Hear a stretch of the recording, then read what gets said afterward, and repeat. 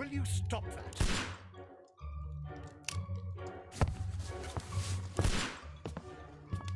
You are utterly mad.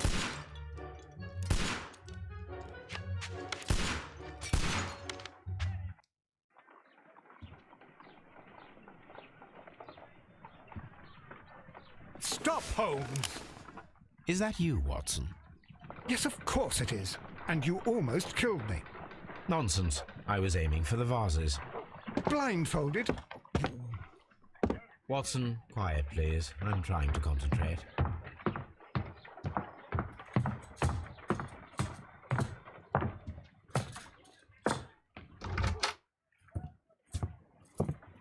Ah, Lestrade. What is it this time?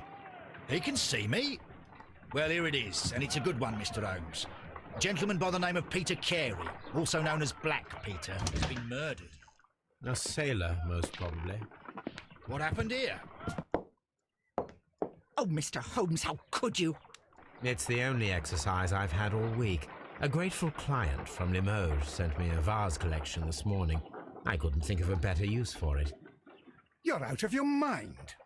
I missed 4 out of 10. Given you were blindfolded, that was very good.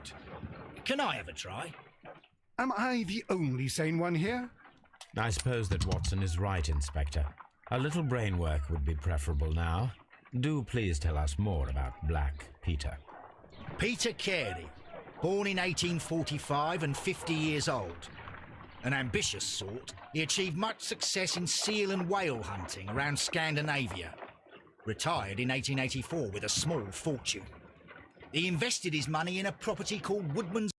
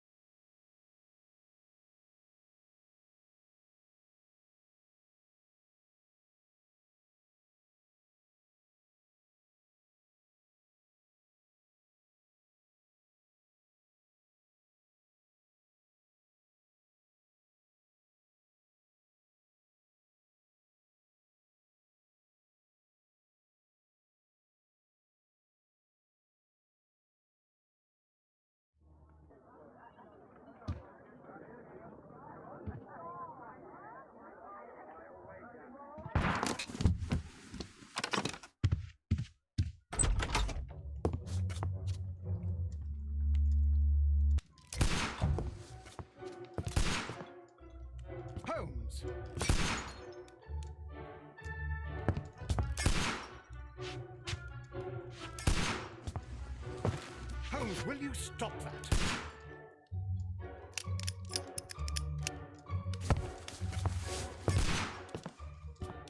You are utterly mad.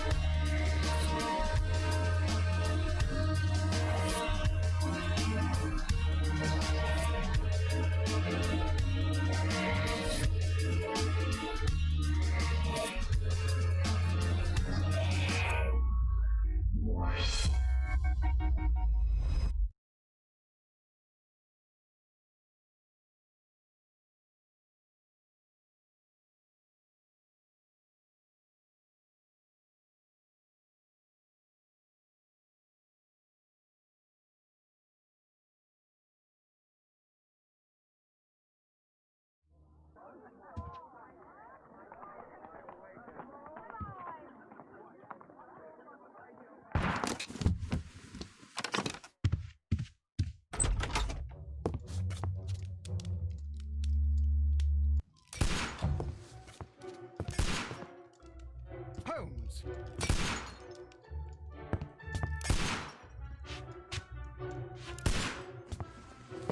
Holmes, will you stop that?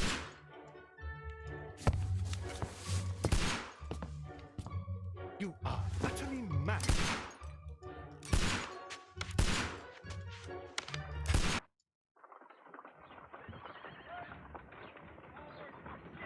Stop, Holmes! Is that you, Watson? Yes, of course it is. And you almost killed me. Nonsense. I was aiming for the vases. Blindfolded? Watson, quiet, please. I'm trying to concentrate.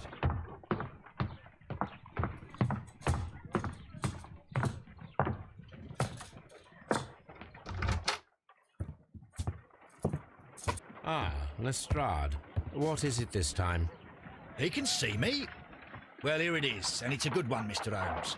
A gentleman by the name of Peter Carey, also known as Black Peter, has been murdered. A sailor, most probably. What happened here? Oh, Mr. Holmes, how could you? It's the only exercise I've had all week.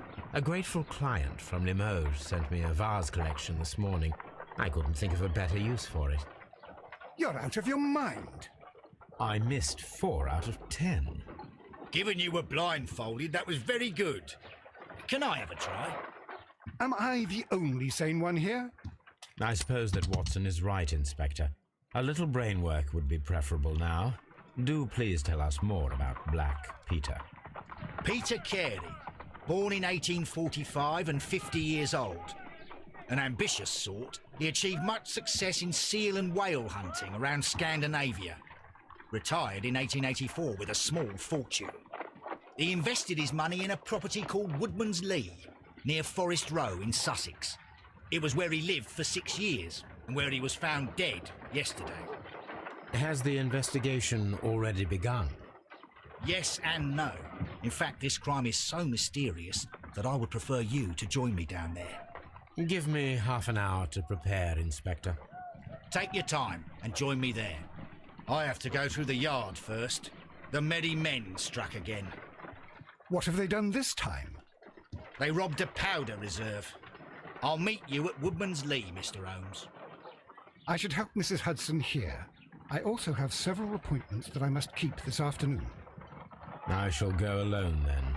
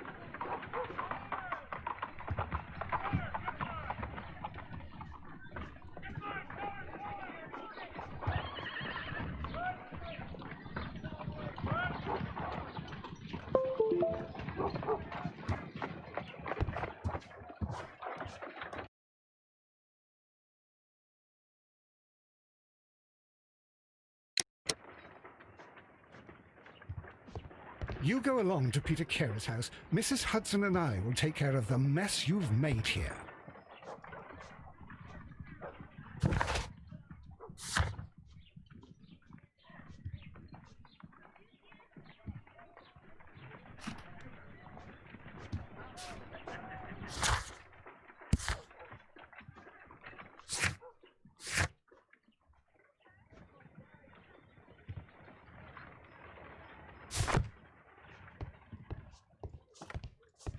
Oh, what a mess! What a terrible mess! A map of London and the surrounding area. It could be useful.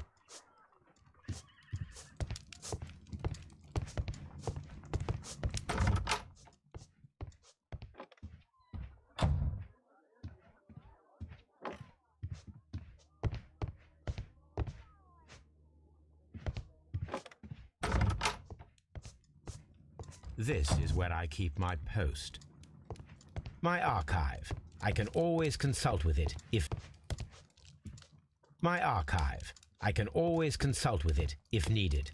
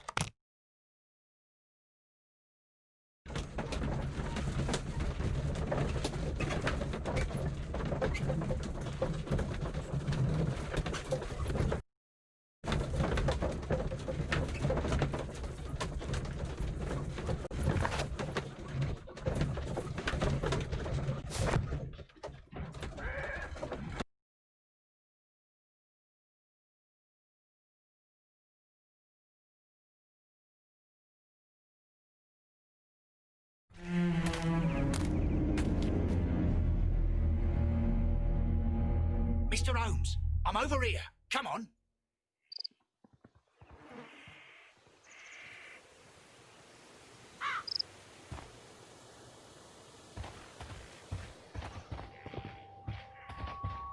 It seems that the garden was well maintained.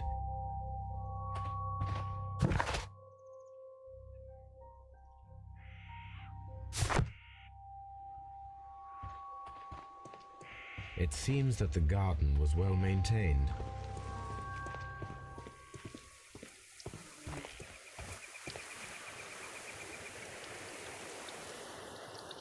Inspector Lestrade, when will you remove my husband's body? It's sacrilegious to leave him here like this. As soon as we can, Mrs. Carey, I assure you. Allow me to introduce you to Mr. Sherlock Holmes. He's a detective. No doubt you've heard of him. I'll wait for you in front of the cabin, Mr. Holmes. My condolences, Mrs. Carey. Thank you, Mr. Holmes.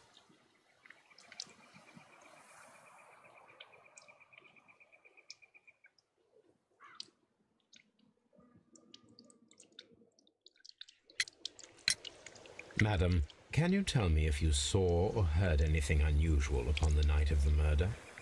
At 2 o'clock in the morning, I heard a terrible scream. But I thought nothing of it then. He would scream all the time when he was drunk.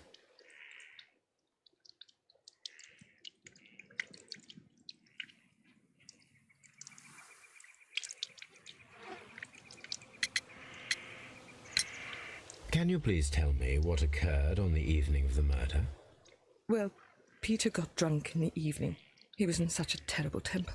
Usually whenever that happened, he'd stay all night drinking in his cabin before passing out.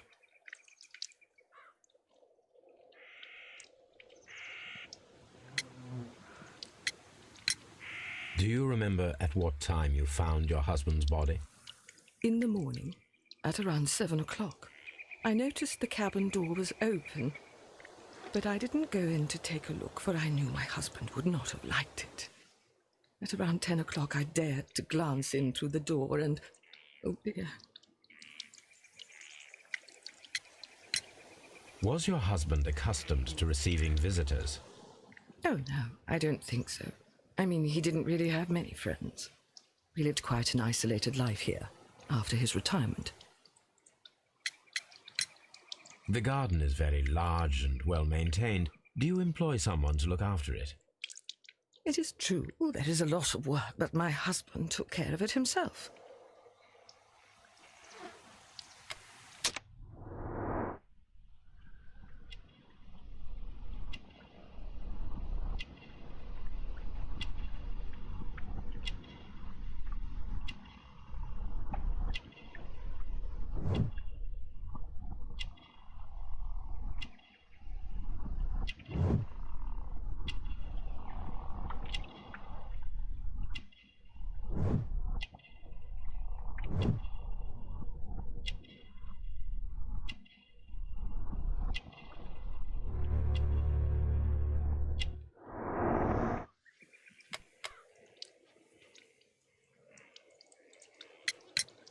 You have indeed suffered a great loss, Mrs. Carey. Nevertheless, I believe it will be less of a burden for you soon. Yes, life with Peter was never easy, but he was still my husband. He was different, wasn't he, when you first met him upon your return from Plymouth? Yes, Mr. Holmes.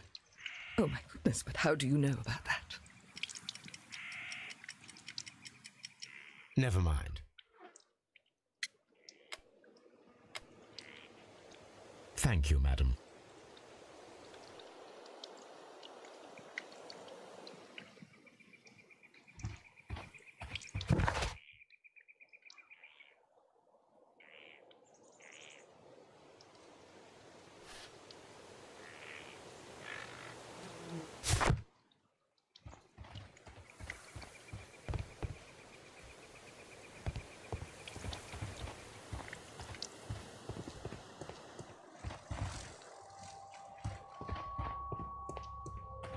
Peter Carey's body is inside the cabin. We took care... The door is locked. Wait just a moment, Mr. Holmes, and I'll open it. I locked it yesterday. to ensure that no one should enter the cabin and tamper with the evidence. Ah, good thinking. Hello, hello, hello. What is it, Lestrade? It seems to me that someone has tried to force it, Mr. Holmes. Let me see.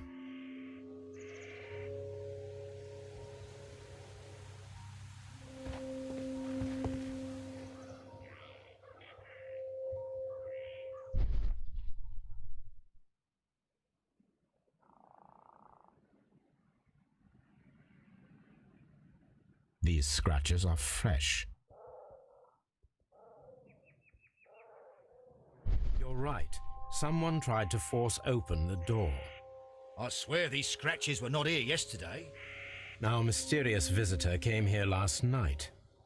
Well, he's not the man for the job. This lock is not a difficult one.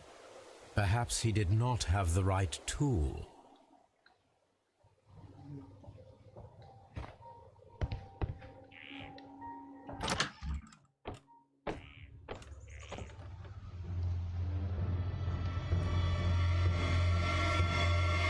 What a terrible way to die.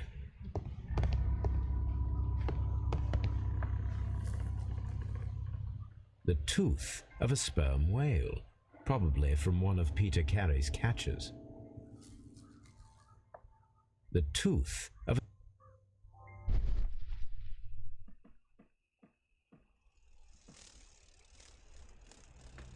This place is not covered with dust, like the rest of the shelf. An object was taken from here. It was larger than a book, a box or a small chest, perhaps.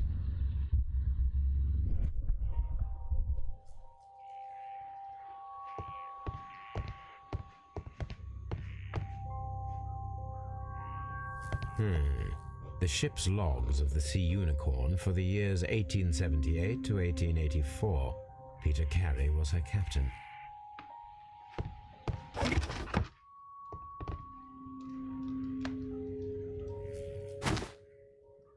Peter Carey's boots. They look to be a size 8. Old navigation instruments, nothing interesting.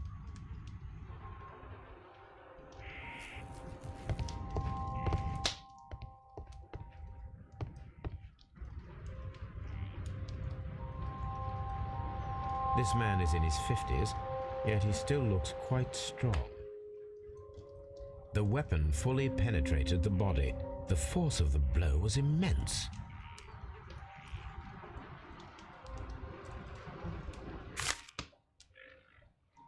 JHN are probably the initials of the owner of this notebook.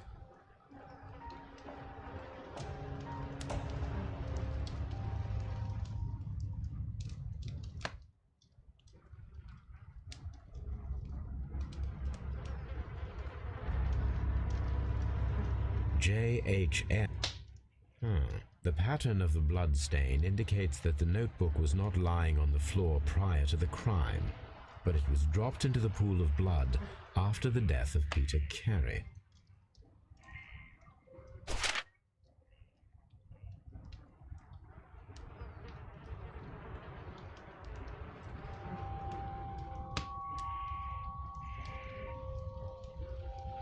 These abbreviations mean something, but what?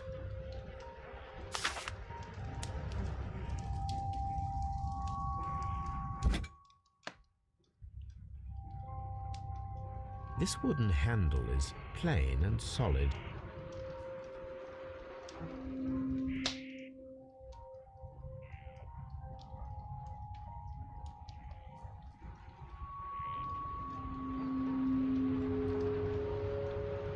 This wooden handle is plain and solid.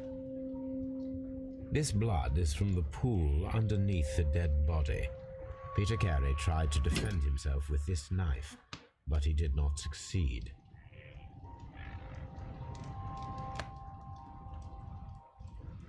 This man is in his 50s.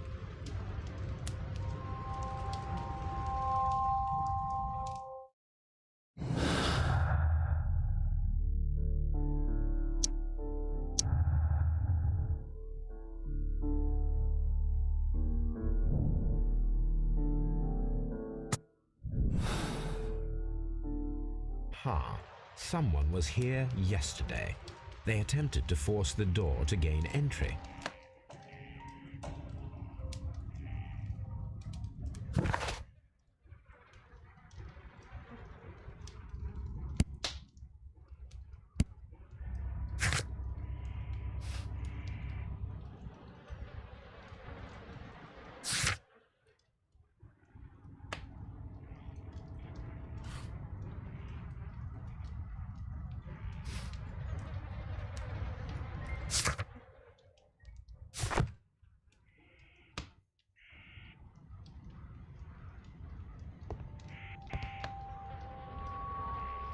Someone drank from this glass recently.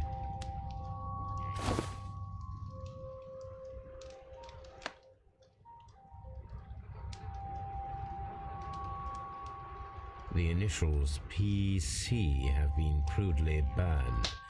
A sailor's work.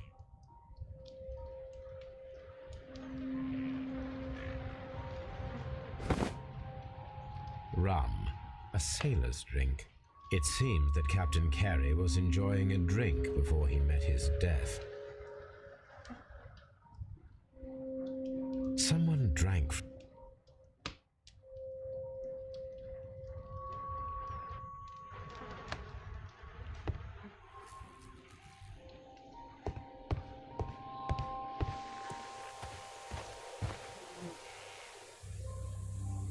Well, Mr. Holmes, what do you think?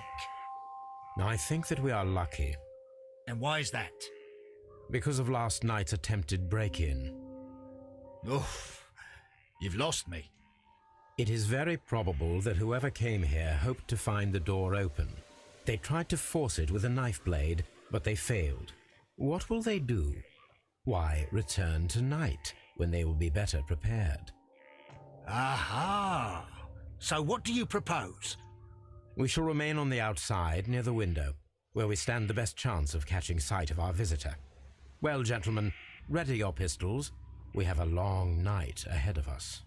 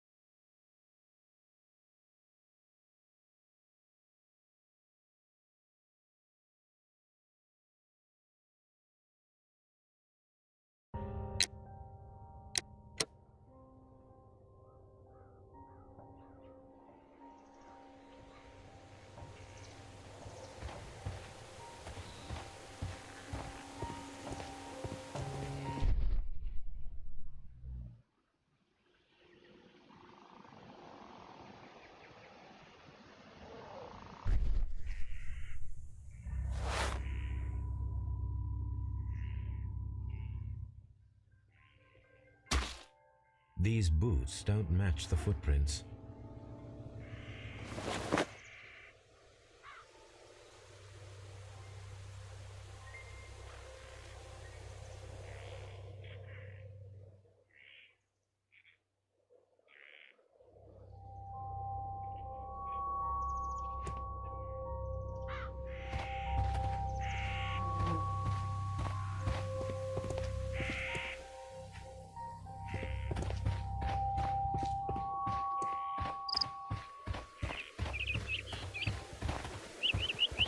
Mr. Holmes.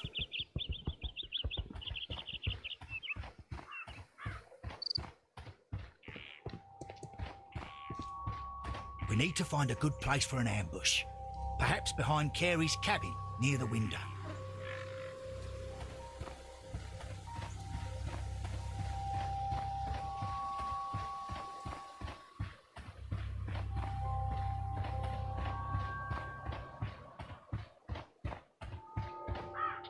This looks like the perfect hiding place.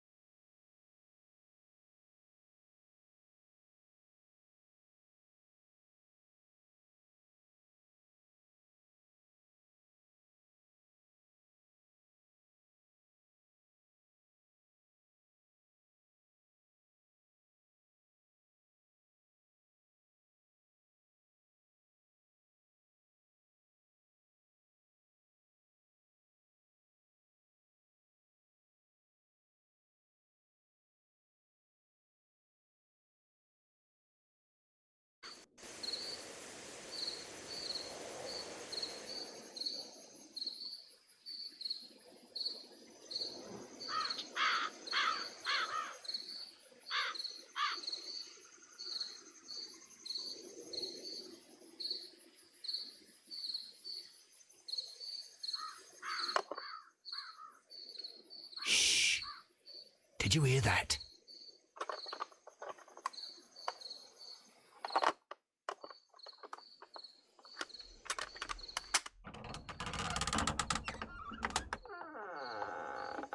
There's someone there.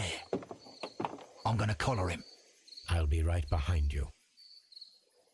Police! Hold it right there!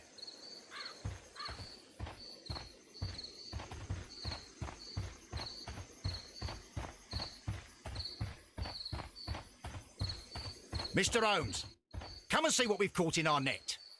Mr. Holmes.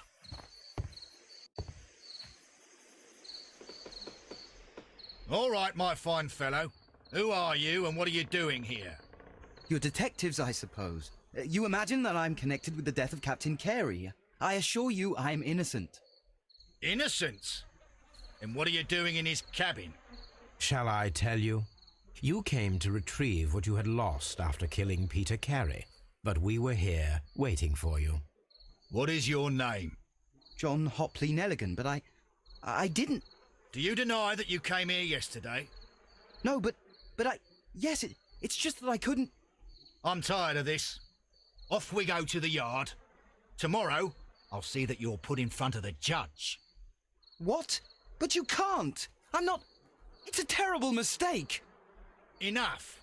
You can explain all of that to the judge. You're coming with me to the yard. But...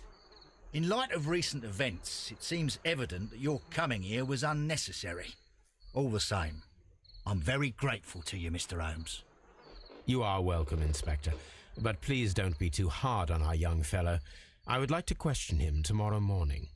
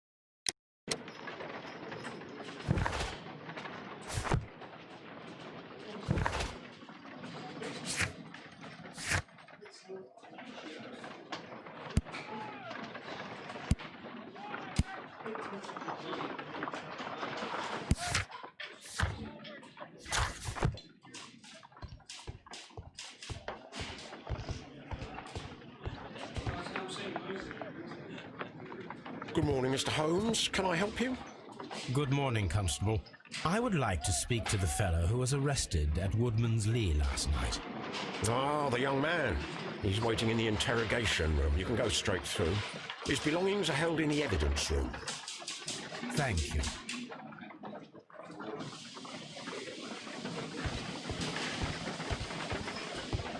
Mr. Holmes?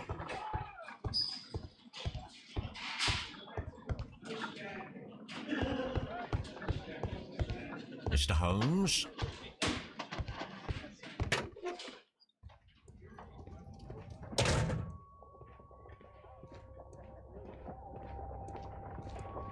These are the suspect's belongings.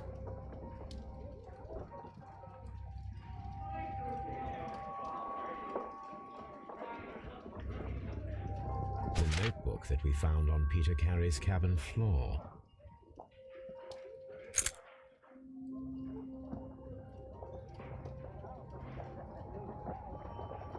To my friend and partner, 1883. From R. Dawson. Dawson. I've seen this name before.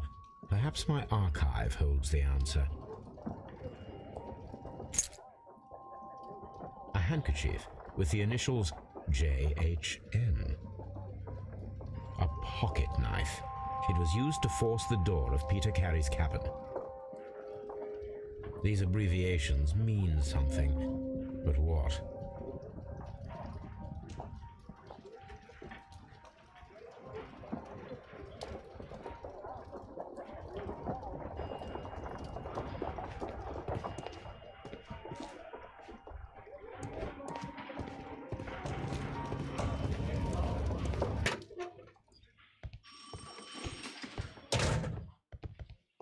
Locked.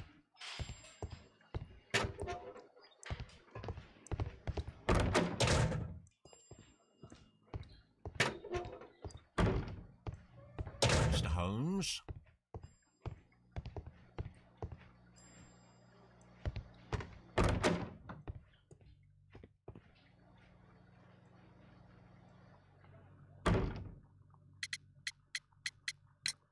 The police seized this valuable ring from you.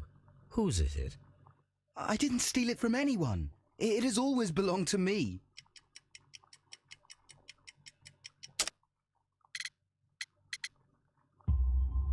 The ring's date of engraving is many years ago. You would have been a child then, hardly in any position to receive such an item from a partner.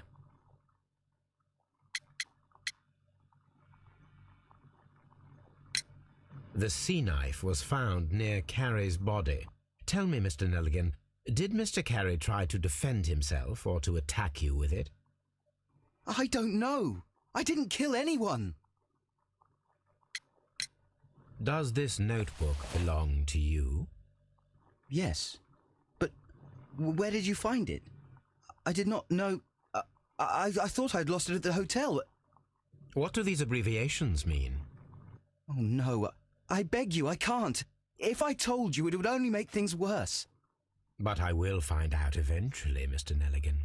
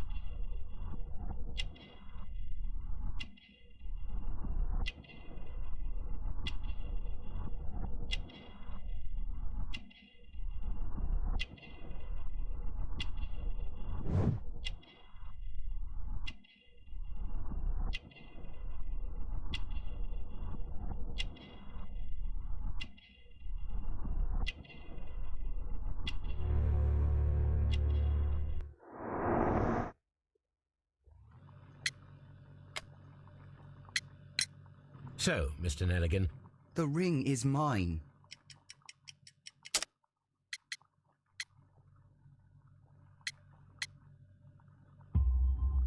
no, Mr. Nelligan. I believe that the ring had belonged to your father. Oh, but how do you know? The jacket you are wearing is made of an expensive fabric that only a man of exceptional wealth could afford. You do not seem to me to be a rich man, Mr. Nelligan. Furthermore, the garment is ill-fitting. It is quite clear that it belonged to someone else, most probably your father. With your father gone and taking with him the family's wealth, as a little boy you had to find yourself a manual job, and it was most probably cleaning fish. You cut your hands often while working. I can tell from the scars. I'm speechless, Mr. Holmes. It all happened exactly as you say. Well, I will see you soon, young man. Please let me go. I'm innocent.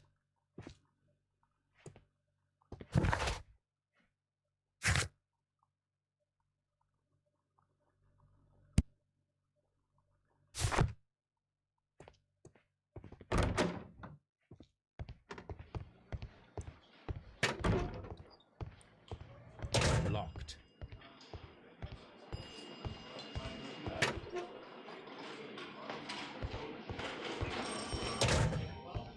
Mr. Holmes? At your service, Mr. Holmes.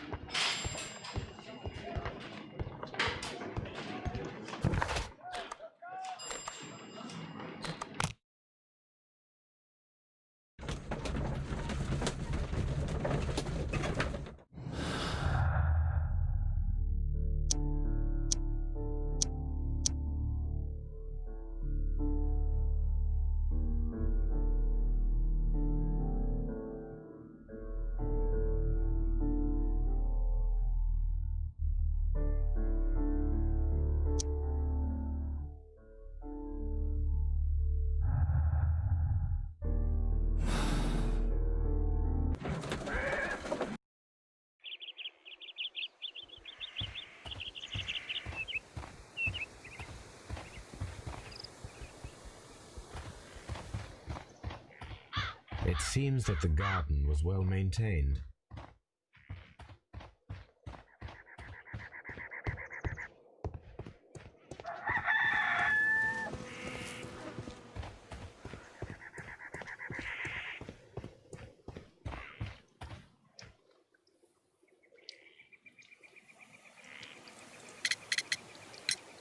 Your husband's private papers. Do you know where they are? There was a small tin box, barely larger than a book. He kept his papers there. It should be somewhere in his cabin. You have indeed suffered a great loss, Mrs. Carey. Nevertheless, I believe it will be less of a burden for you soon. Yes. Life with Peter was never easy, but he was still my husband. He was different, wasn't he, when you first met him upon your return from Plymouth? Yes, Mr. Holmes. Oh, my goodness, but how do you know about that?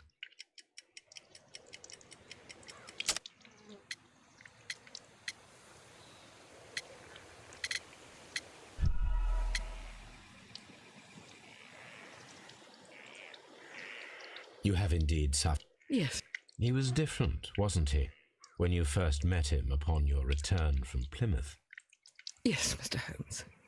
Oh, my goodness, but how do you know about that?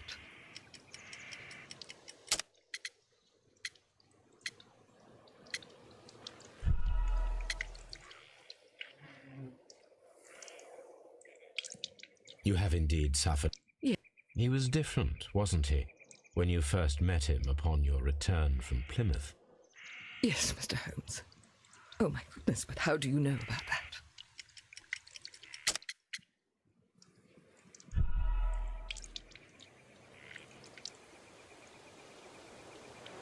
You have indeed. Yes. He was different, wasn't he, when you first met him upon your return from Plymouth? Yes, Mr. Holmes. Oh, my goodness, but how do you know about that? You undertook a pilgrimage to the Cathedral of Santiago de Compostela when you were young. That much is evident from the rosary in your hand. The shortest route for the pilgrim from England to Spain is from Plymouth. I believe that you met Peter Carey as a young sailor there, and you married him soon afterwards. That is indeed what happened, Mr. Holmes. How extraordinary. Thank you, madam.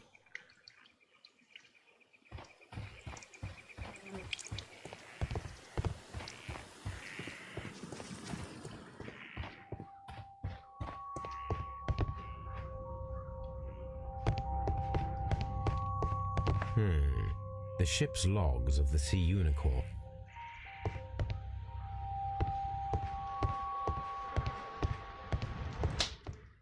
The Sea Unicorn. She was the...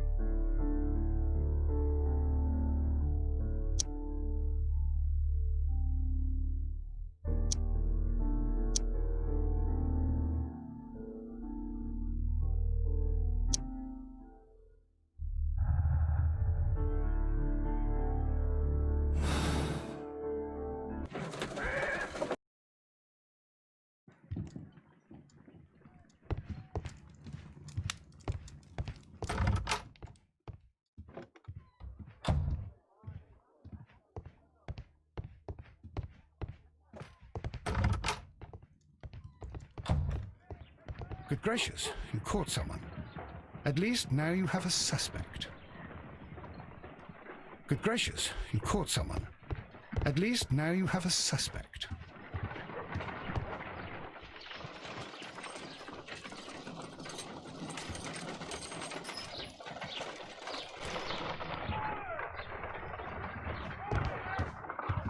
My analysis table.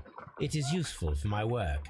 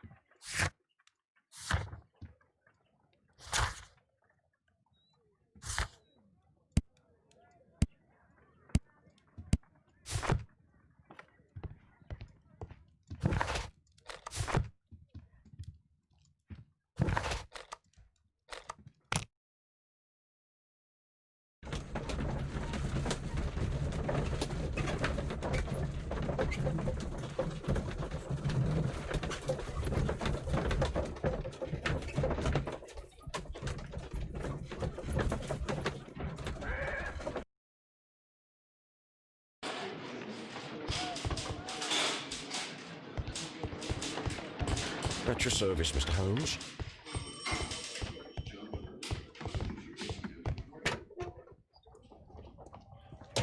These are the suspect's belongings. These abbreviations.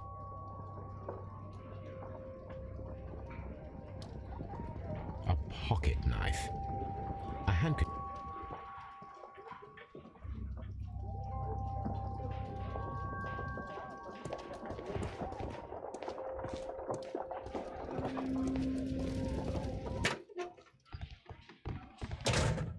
Locked.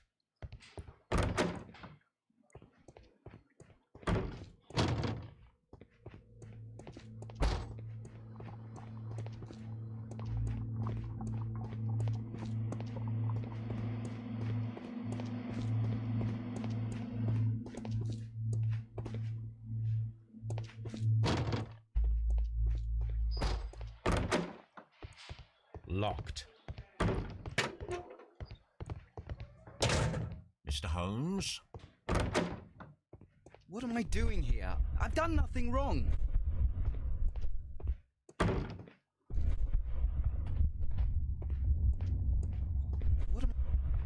What am I doing here? I've done nothing wrong.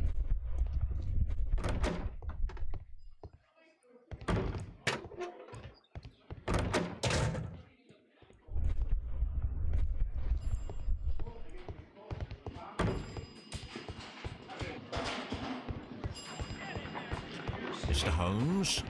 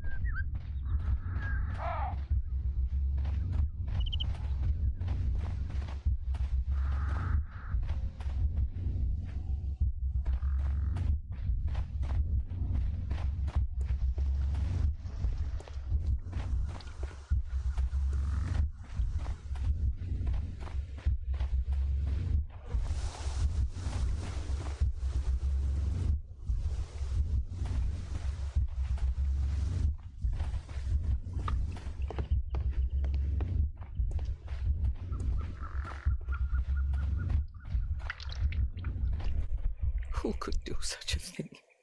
My poor husband.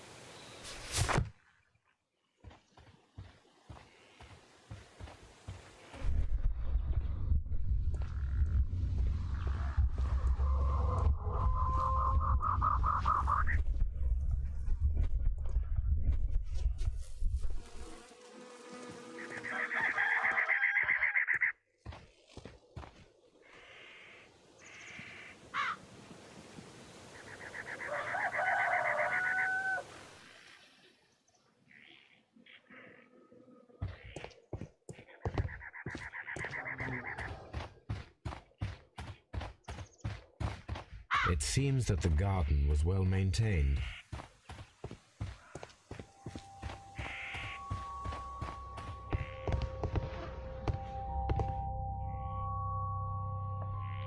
Hammerfest.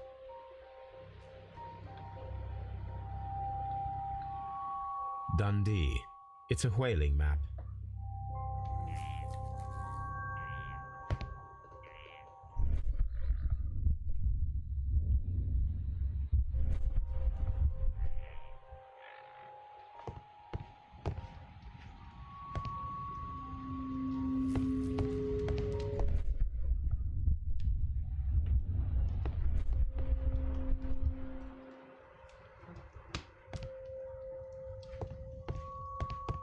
Harpoons for hunting.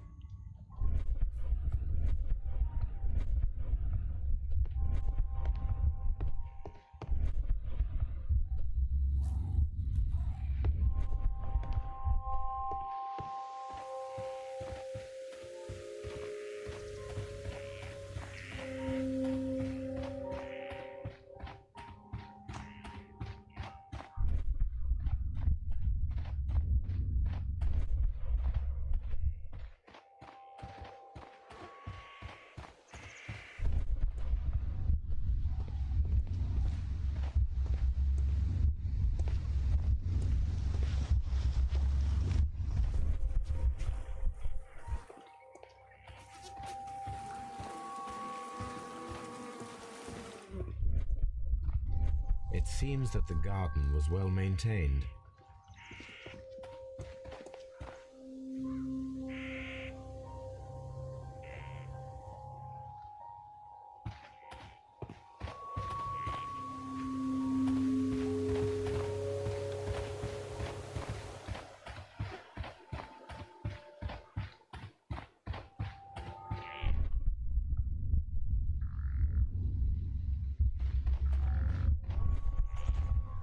This window is locked from the inside. I do not see any attempt at a break-in.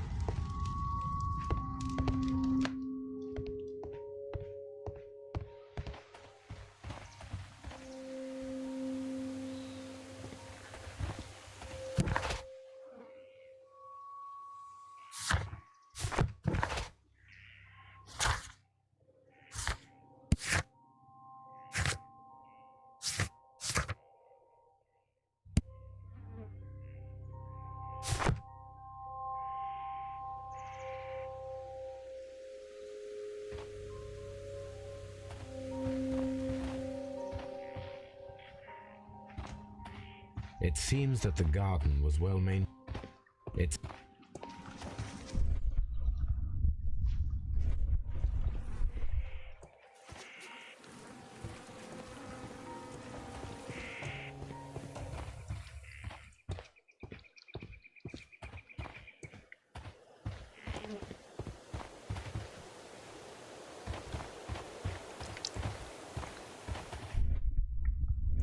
Who could do such a thing?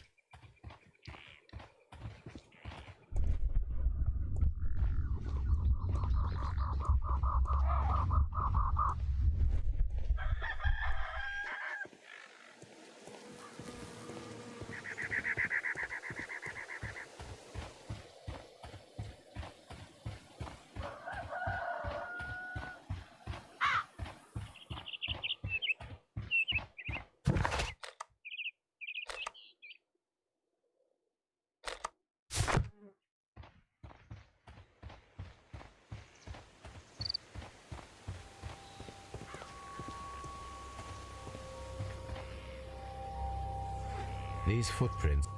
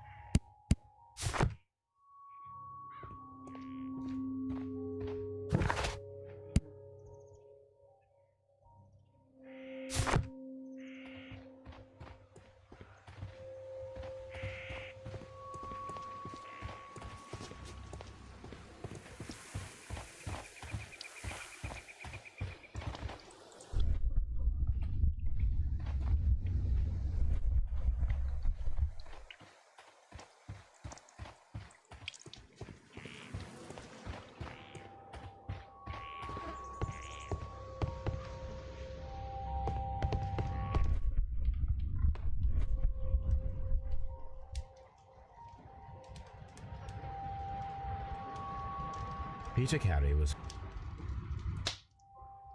Peter Carey...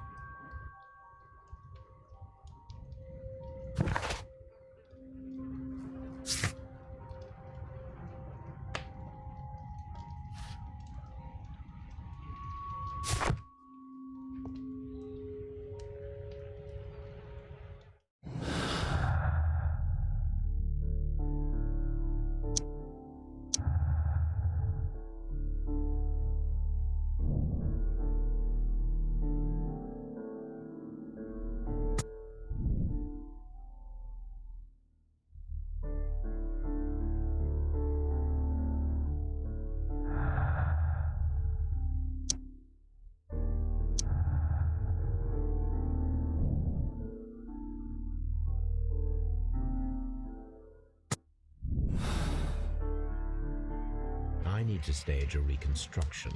I'm sure that Watson would be happy to oblige.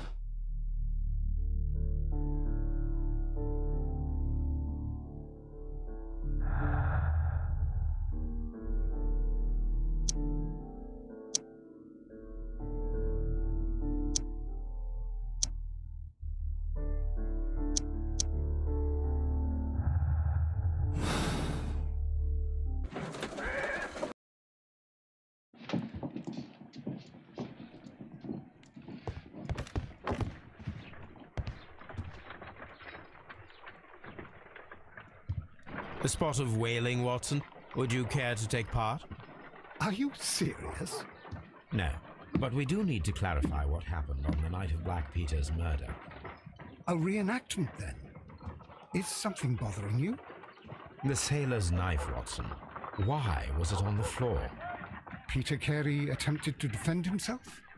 It is possible, but if that is the case, then it alters many things. I don't quite follow you. Tell me, my friend, what is the animal closest to man, morphologically, I mean? Ah, I see what you're getting at, Holmes. You asked me that once before. On the Ripper case, I believe. Do you want to slit some more pigs' throats? No. Thank goodness for that. I wish to impale one with a harpoon. Wonderful. Watson, let us pay a visit to our butcher friend in Whitechapel. We require the carcass of a well-fed pig. And the harpoon? One of the harpoons on the wall of Black Peter's cabin should do quite nicely.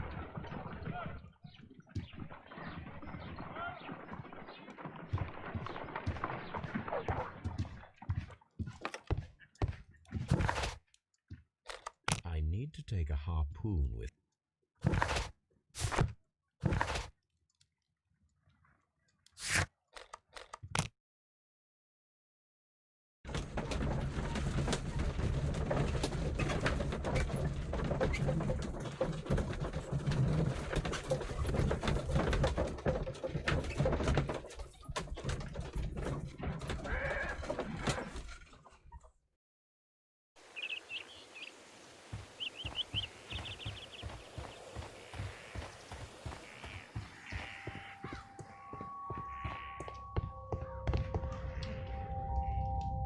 That should do it. Now... The ship's logs of the...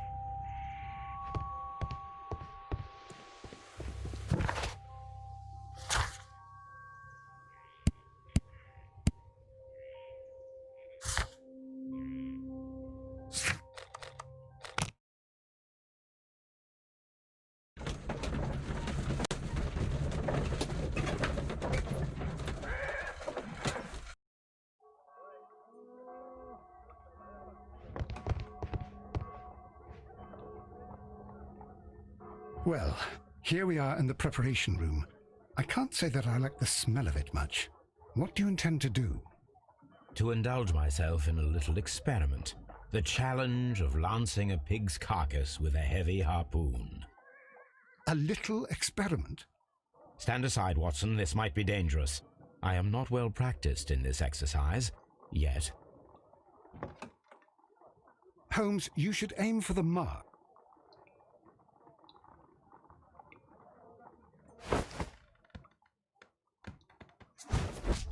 The harpoon has struck the body, but with insufficient strength to pierce it straight through.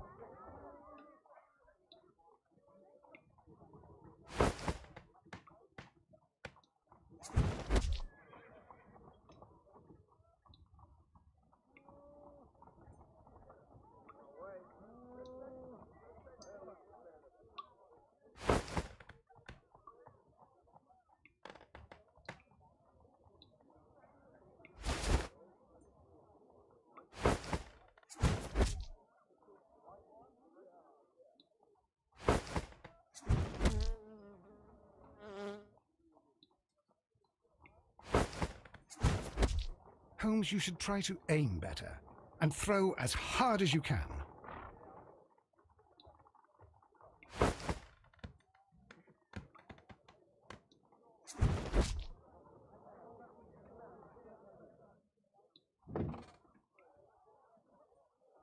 This is the best possible result that I could get.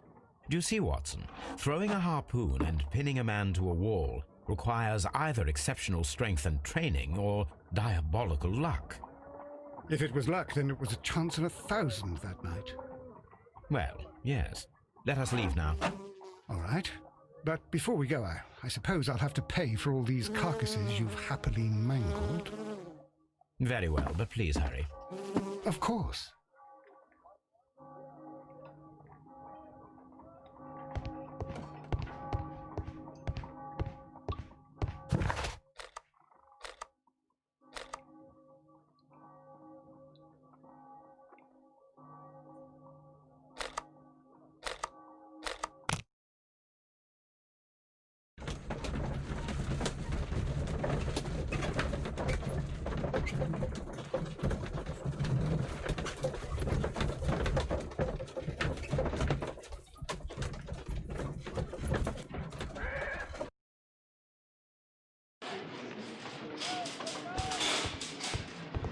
At your service, Mr. Holmes.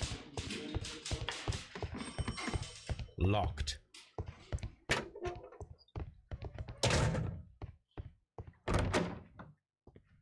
What am I doing here? I've done nothing wrong.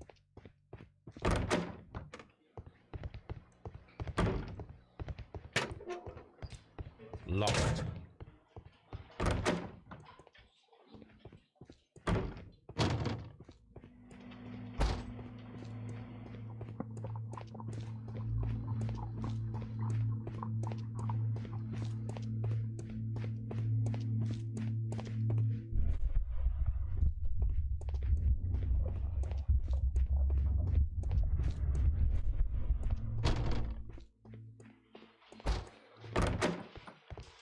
Locked.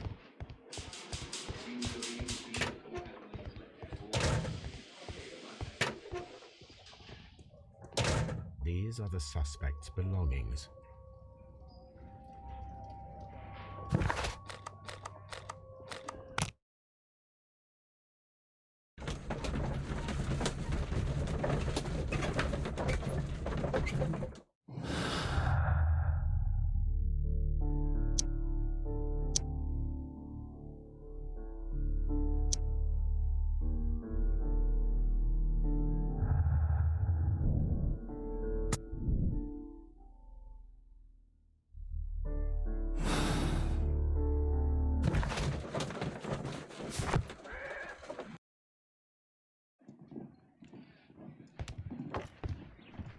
Good gracious, you caught someone.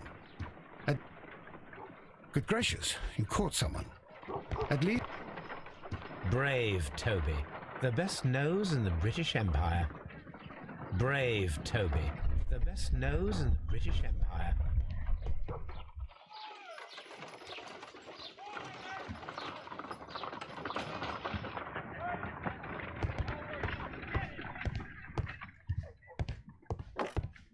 A map of London and the surrounding area. It could be useful.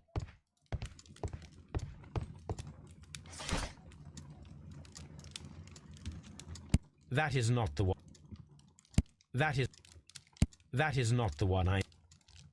That is not the one I need.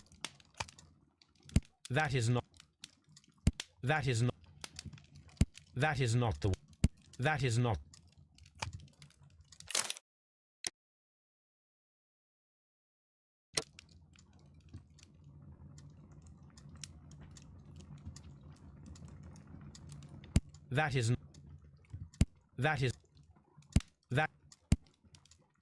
That is not.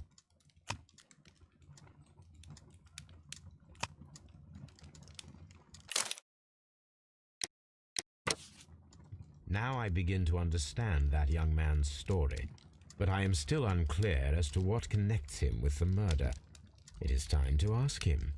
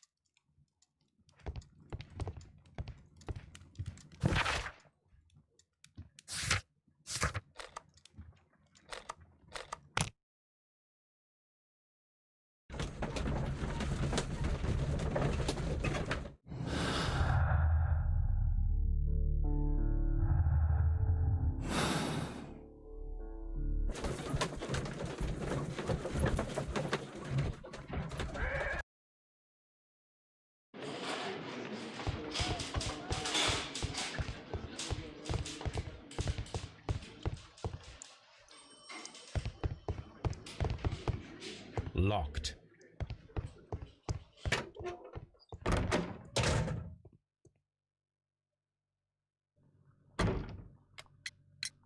I have heard the story of Dawson and Nelligan, the West Country bankers. Yes, Joshua Nelligan was my father. I am aware that it had a bad ending. When the bank failed, it ruined half the families of Cornwall, whereupon Joshua Nelligan disappeared. My father was under extraordinary pressure. Dawson had retired. I was only 10 years of age at the time, but it was still old enough to feel the shame that befell our family. My father was convinced that he could pay off all his debts if the creditors gave him time. He set sail for Hammerfest in Norway in his small yacht, just a few days before an arrest warrant was issued.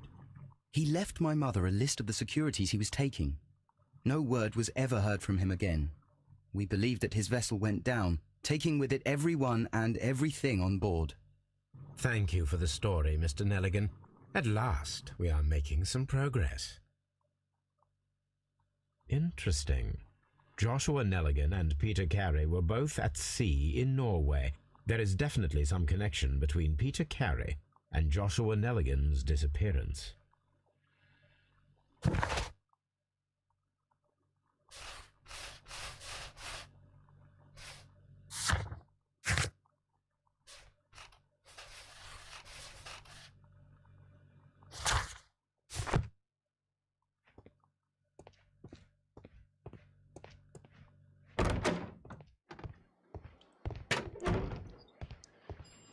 Locked.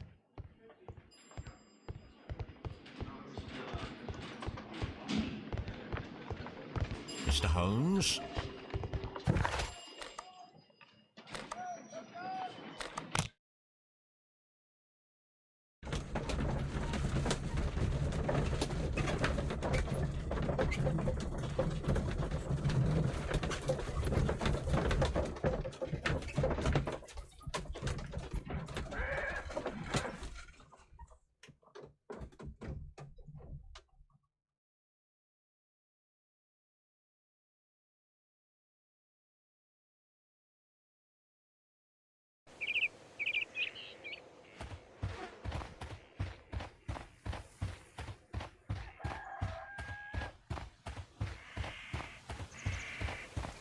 Who could do such a thing? My poor husband. It seems that the garden was well maintained. 1883. That's the one I need. This is the crew list of the Sea Unicorn.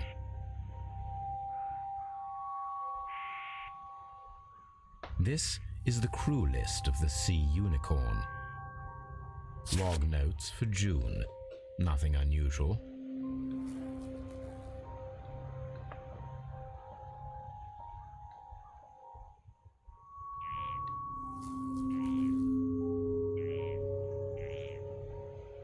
Log notes for July. Nothing special.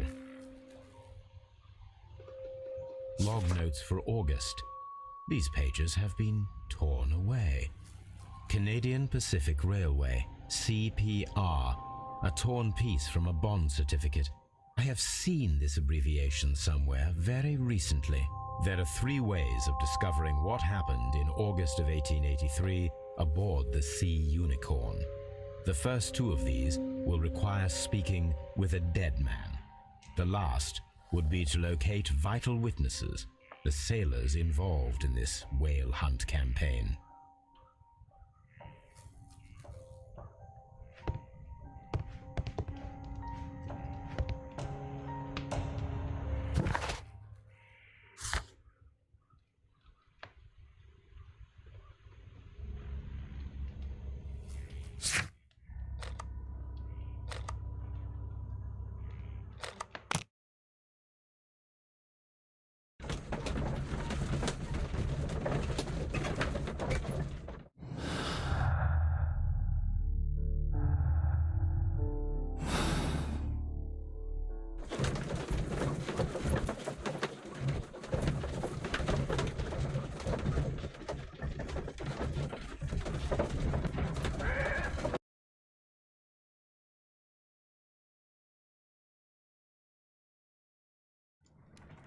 Something new, Watson. I have the list of sailors who were aboard the Sea Unicorn. We shall soon learn what happened to Nelligan's father. I have only to find them. Let us hope they are still working at the harbour. I think that if you pretend you're from Scotland Yard... I doubt it, Watson. And really, I would prefer that all of this remains quiet for now. But I have another solution. I'll call in the specialist. And who might they be? The secret police division of Baker Street. Ah, you mean young Wiggins and his gang? Yes.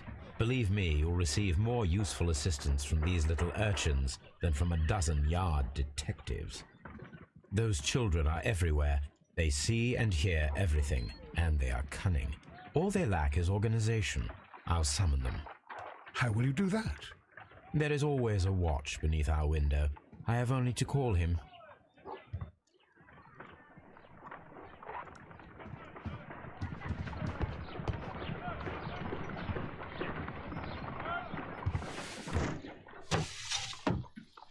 Wiggins, could you come upstairs, please?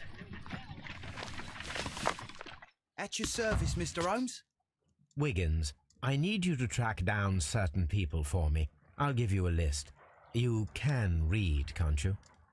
Big Oliver from our gang. He can, because his father is the coachman of a famous lawyer. Fascinating. Here is the list of sailors. Sailors? Easy. Just got to look where the rum and the red lights are.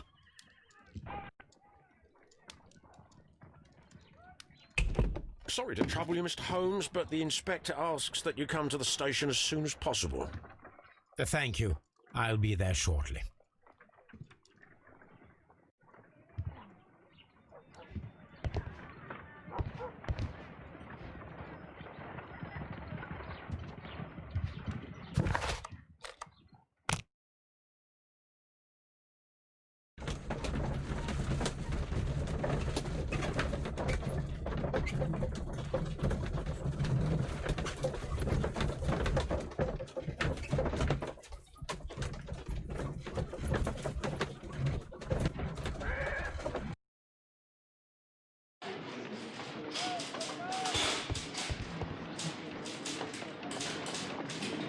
Mr. Holmes, I'm glad to see you. As always, what happened? We have a new suspect, Liam Hurtley. I'm thinking that this case will be resolved very quickly now. Interesting. Pray tell. Well, the constable that I left at Woodman's Lee noticed a suspicious individual prowling around during the night. Do you have him here? Yes. He refuses to speak with us, but we'll make him talk. Let us hope so. Ah, yes, and one more thing. The constable told me that at the time of his arrest, the fellow was writing a letter. Do you have it? Of course. It's in the evidence room, at your disposal. Admit that for once, Mr. Holmes, Scotland Yard is a step ahead of you, eh? Breathtaking.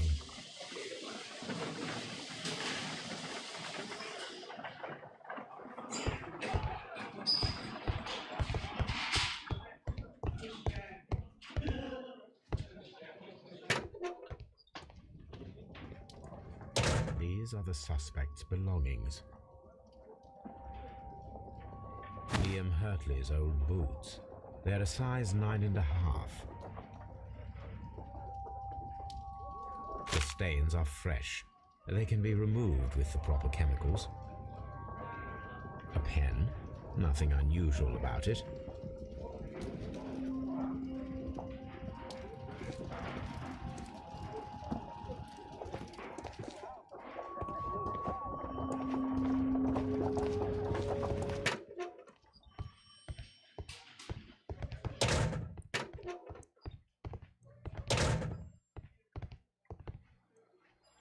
Please escort this suspect for interrogation. Allow me to introduce myself. My name is Sherlock Holmes. I would like to ask you a few questions. I've already told the police that I've nothing to say. And you're not even part of the police. Precisely, and considering your situation, it might be wise to speak with someone who is, shall we say, rather more neutral. You are a suspect in a murder case. I know. Inspector Lestrade told me. It's ridiculous. Could you at least tell me who you are, and exactly what happened that you should be brought here? My name is Liam Hurtley. That I can tell you. But you're not getting any more than that. Well, we shall see.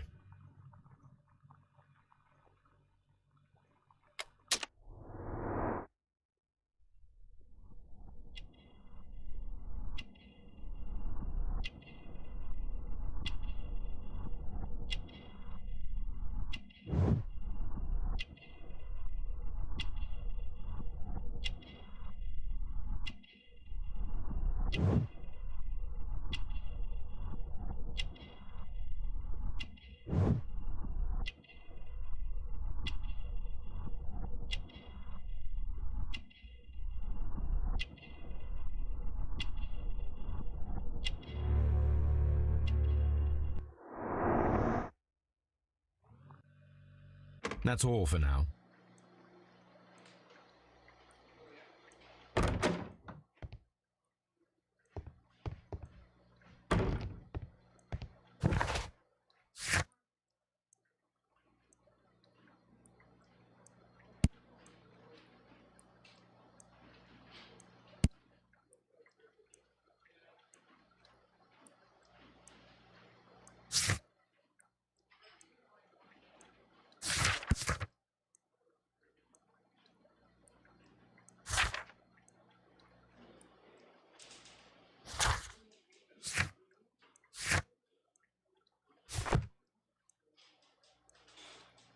What am I doing here? I've done nothing wrong.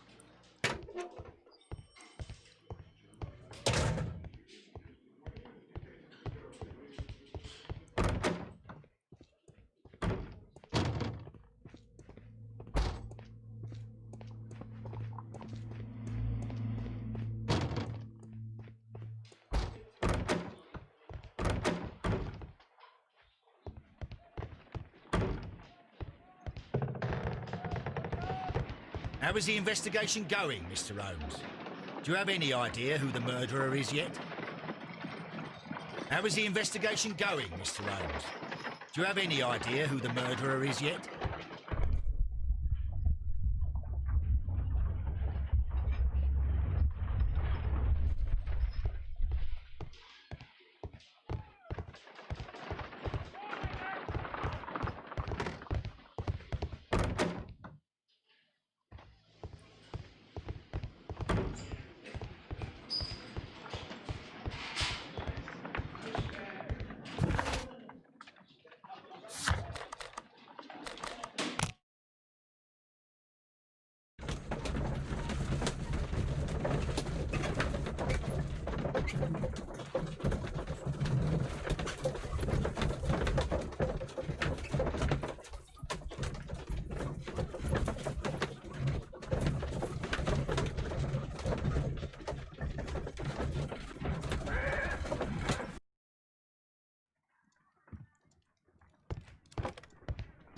A new suspect, but this one refuses to talk.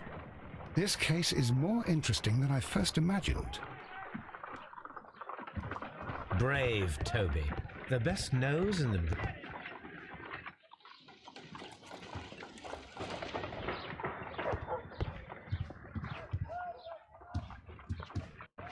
I need to prepare a chemical agent that is capable of removing fresh ink. For this purpose, the chemicals from the flasks should be combined in a certain order to perform a chain reaction.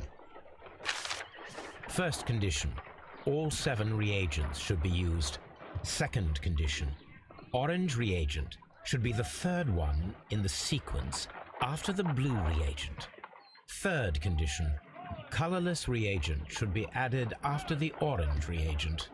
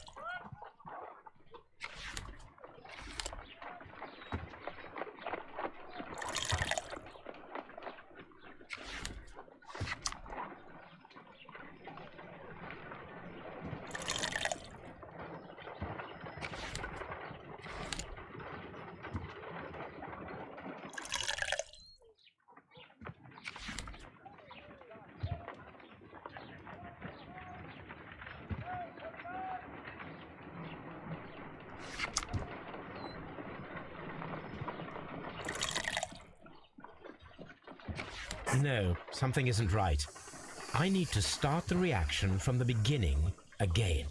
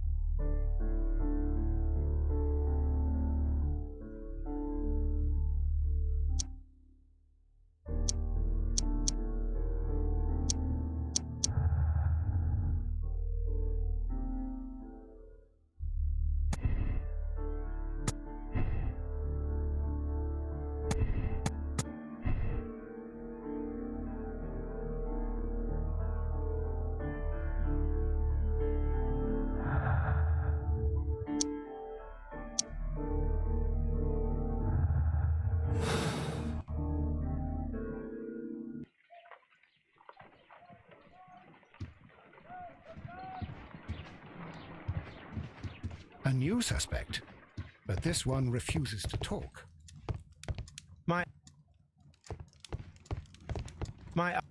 This is where I keep my post.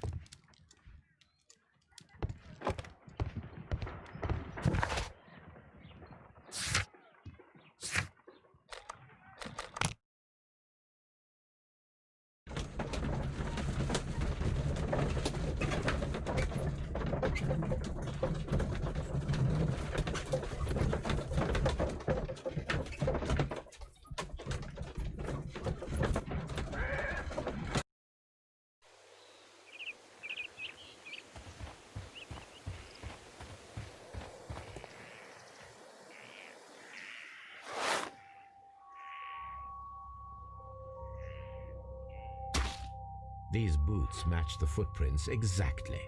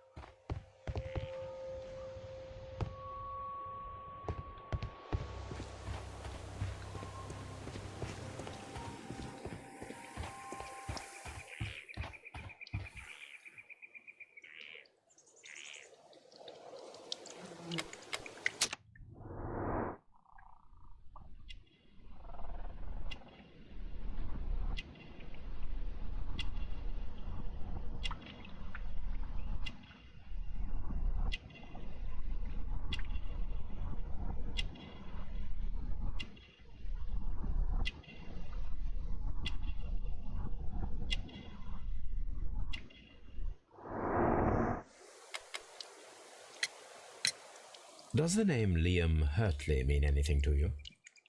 No, I don't know anyone by that name. Thank you, madam.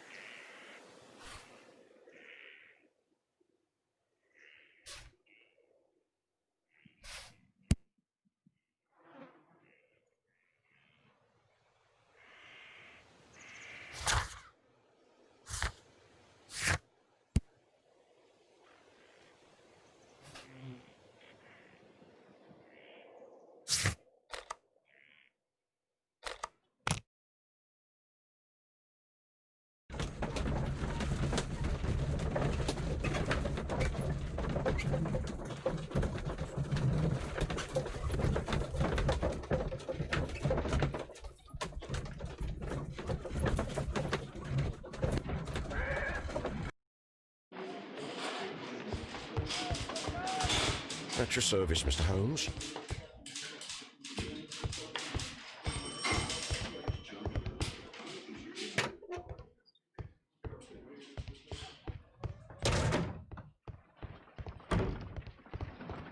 How is the investigation going, Mr. Holmes? Do you have any... Please escort this suspect for interrogation.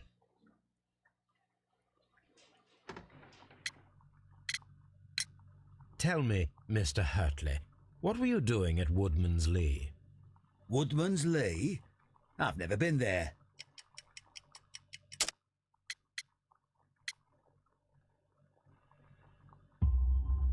The second pair of boots that you had with you when you were arrested perfectly match the footprints found near the cabin where Peter Carey was murdered. Footprints? That's your proof? How many men have boots like mine? That doesn't make me a murderer. Now that your presence at Woodman's Lee has been proven, would you care to explain it? I don't remember. What would I be doing there anyway?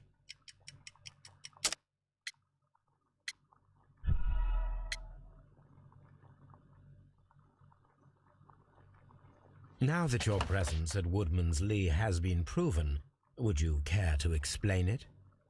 I don't remember. What would I be doing there anyway? Because you are the gardener at Woodman's Lee. I'm not. How did you... I observed your hands. They told me that you work with the earth. Small fragments of plants snagged to your trousers indicate that you were mowing very recently. But the most obvious clue presented itself in the bird embroidered on your handkerchief. A crested tit, if I'm not mistaken. All right, you got me. Yes, I am a gardener, and I went there to get my tools. So tell me, Mr. Hurtley, what did you hide? Hide? What are you talking about?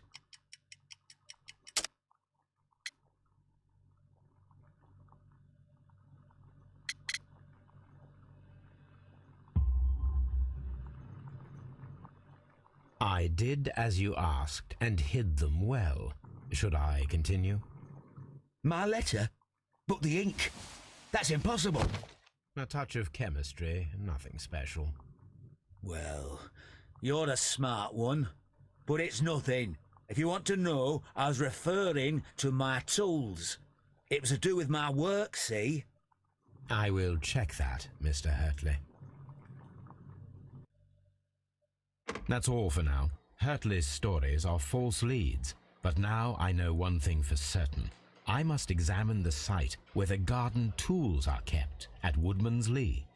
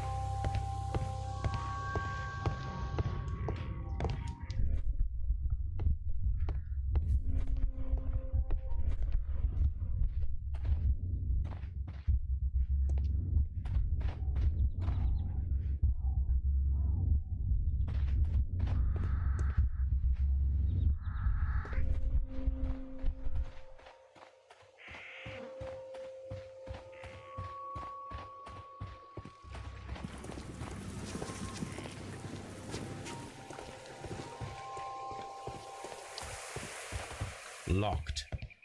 Locked.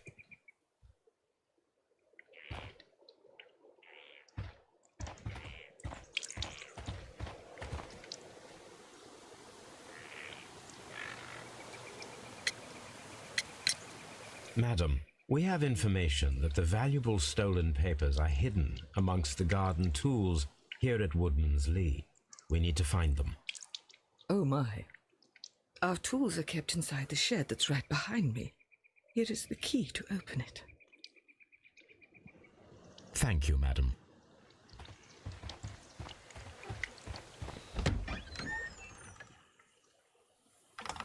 Let's see what could be hidden here.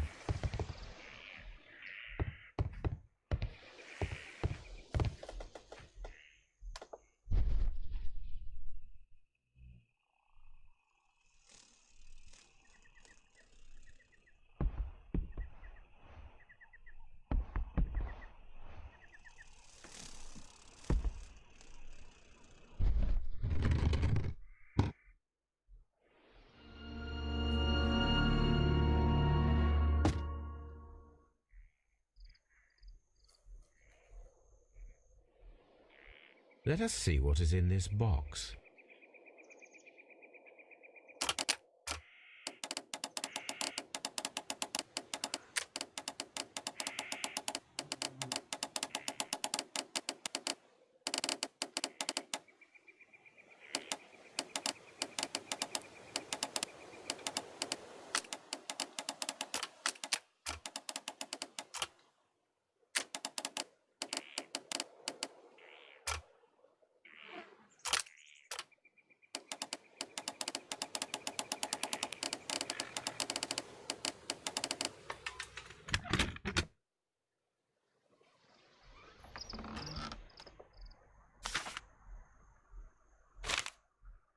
bundle of letters in a woman's hand with the Carey family monogram. Hurtley and Mrs. Carey were in a relationship. That is interesting.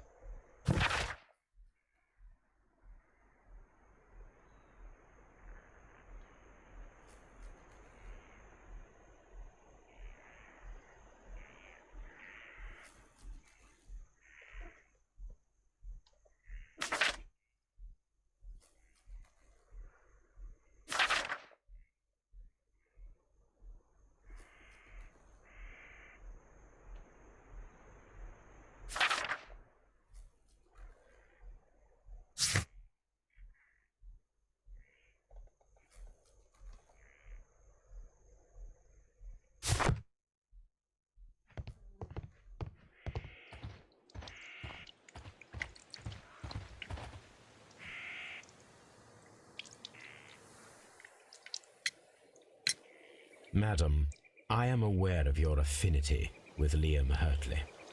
Oh, what are you talking about? Mrs. Carey, we found your letters. My letters?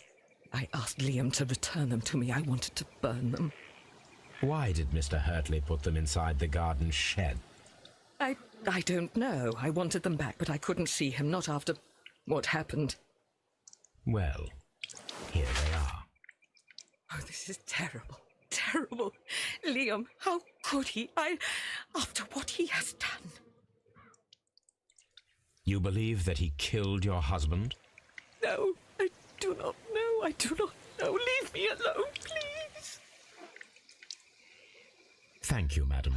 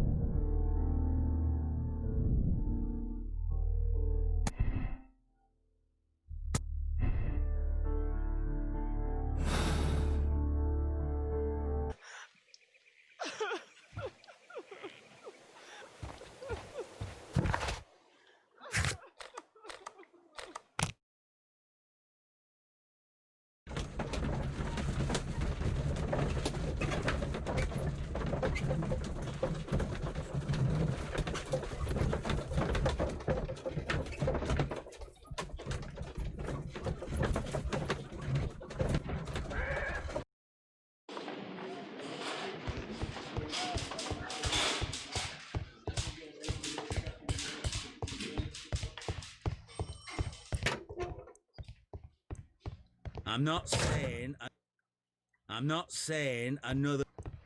What am I doing here? I've done nothing wrong.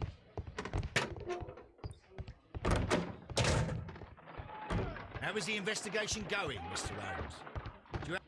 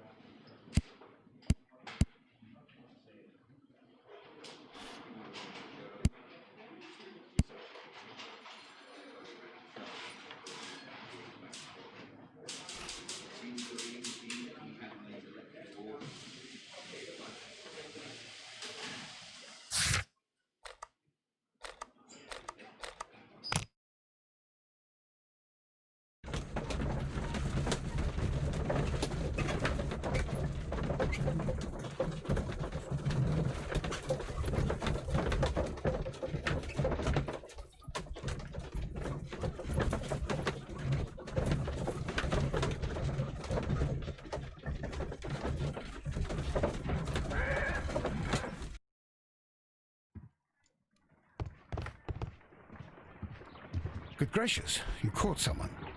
At least now you... Brave Toby, the best nose in the British Empire. My analysis table. It is useful.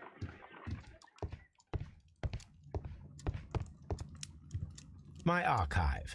I can always this.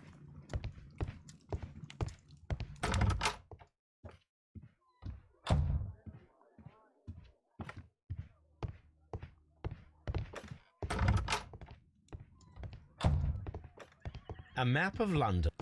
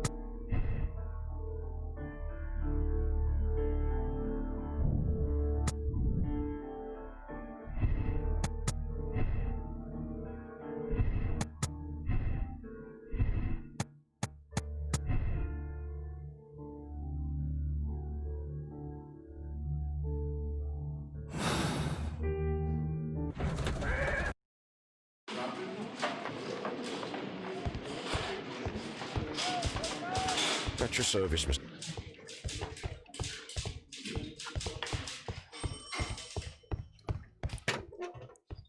I'm not... I'm... What? I'm not saying...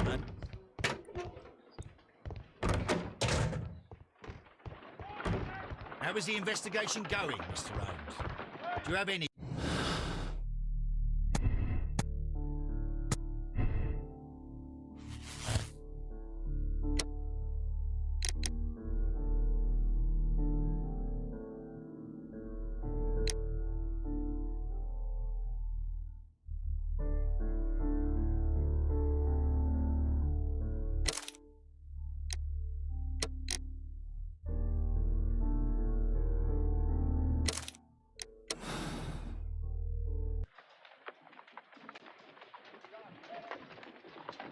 The case is solved. I am now ready to present the guilty party. So tell me, who killed Black Peter? It was Liam Hurtley. That doesn't surprise me. I've never seen a guiltier-looking fellow. He was in love with Judith Carey. It caused a conflict that proved fatal for her husband. I see. Come on now, let us confront him.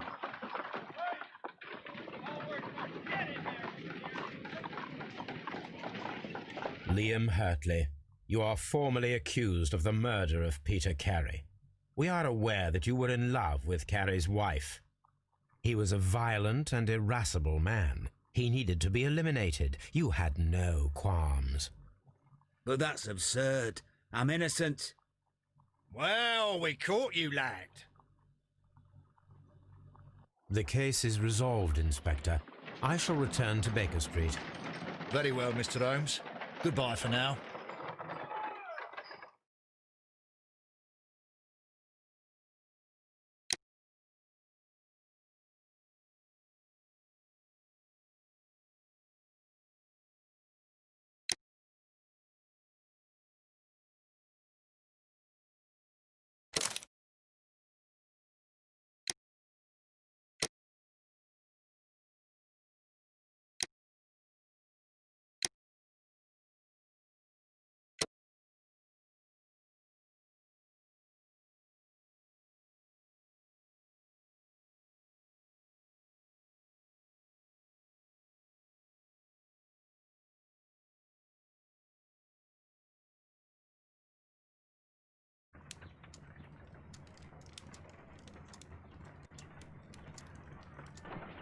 This trip to the countryside will be good for you, Holmes. As your friend and your doctor, I really do recommend that you give yourself a complete change of scene. Fresh air, brisk walks, bird watching, chopping wood. sounds intolerable. I mean, certainly it sounds delightful. But you haven't yet told me who your friend is, the one we're going to visit. He is a bee lover. A bee lover? Do you mean that he keeps bees?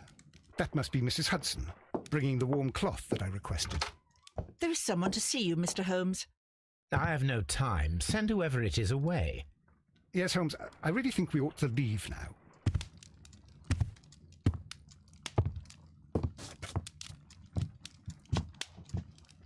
Mycroft. Sherlock. Oh, Mr. Holmes? Perhaps you don't remember me. I'm Dr. Watson. We met at the Diogenes Club a few years ago. I documented our encounter in a short story I gave the title The Greek Interpreter. He does remember you, Watson. My brother remembers everything, and that is why he is so valuable to the government. We are about to depart for the train station. I know. You know? Sherlock, I need your help. There are people who presently threaten both our country and the Crown itself. You must help us with those methods of yours. Need? Help? Those are not words I would readily associate with you, Mycroft.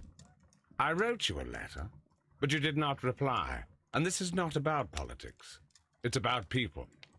People similar to those whom you pretend to defend in your petty detective affairs. Everything is about politics with you, Mycroft. I'm not interested. Have some of your agents, your spies, or worse, undertake this job of yours.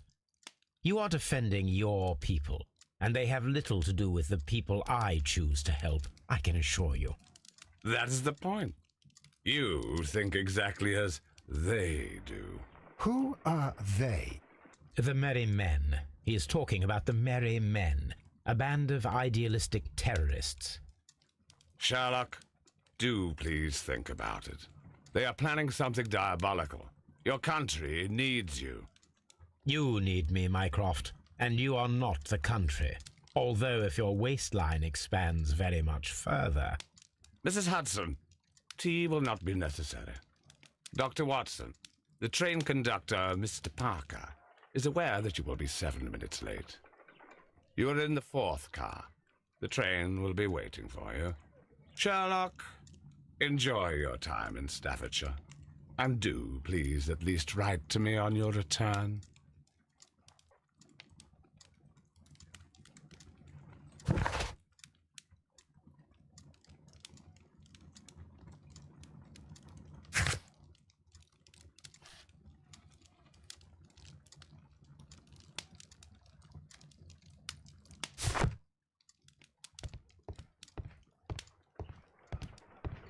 Holmes, please call a cab while I pack my suitcase. We shall be late for the train.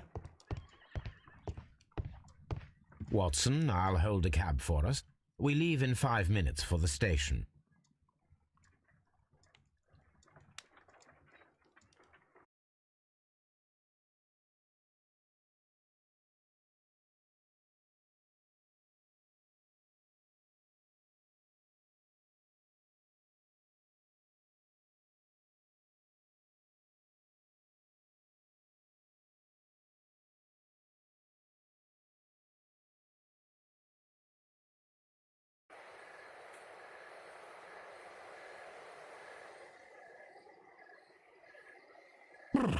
What a gloomy night.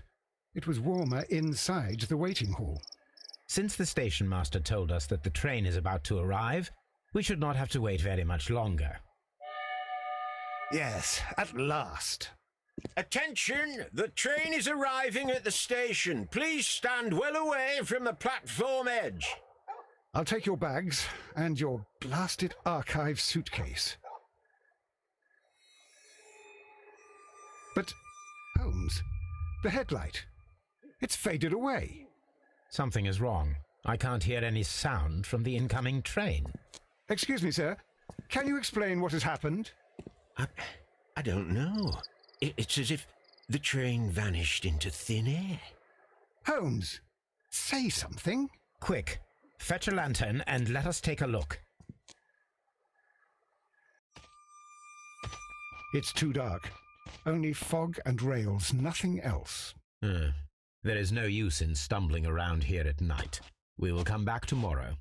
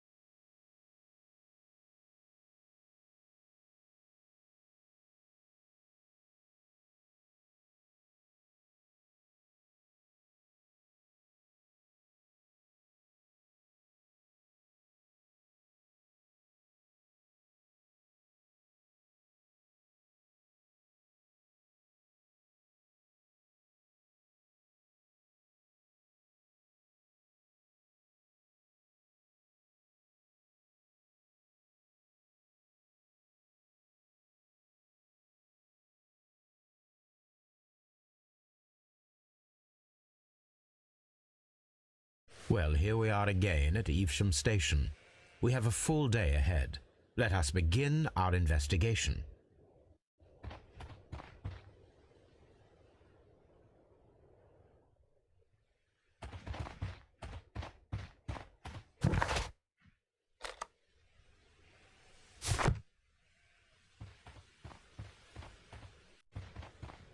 Trains can't just vanish without leaving a trace. It isn't possible, is it, Holmes?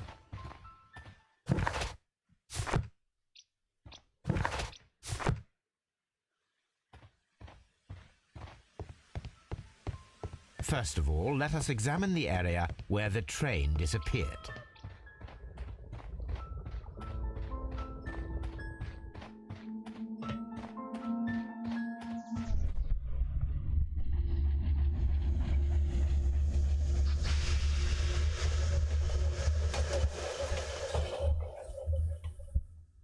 This is the place where we saw the train vanish last night. Railway sleepers, nothing unusual. A discarded item, possibly thrown from the train. There are no tracks or footprints on the ground.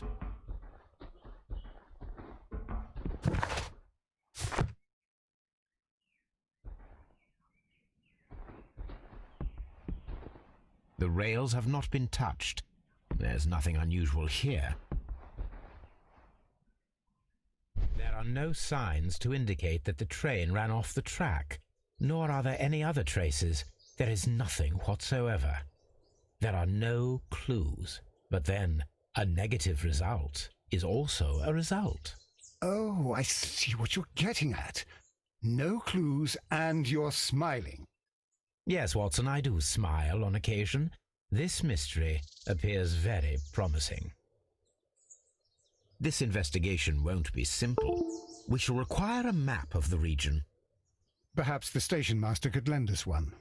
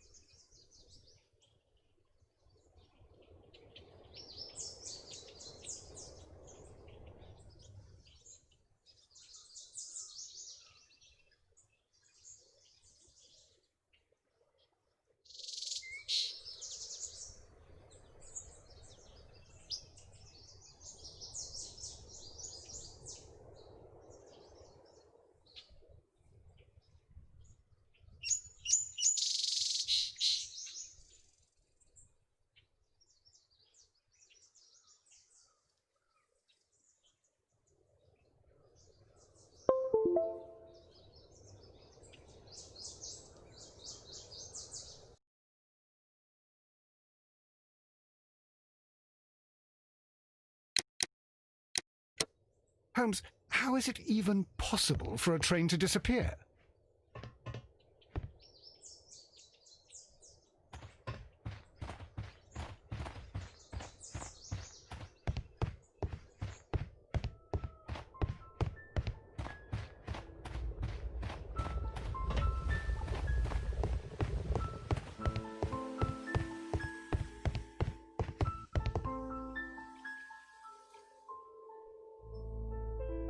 Good morning. Allow me to introduce myself. My name is Sherlock Holmes, and this is my friend and colleague, Dr. Watson. Yes, I remember you. I'm Station Master Everett. You were here last night. So, you are Mr. Holmes, the great detective. Will you be investigating what happened? I shall indeed. It is extraordinary that an entire train could disappear like that. And to think of all the poor people inside it, the passengers, the driver.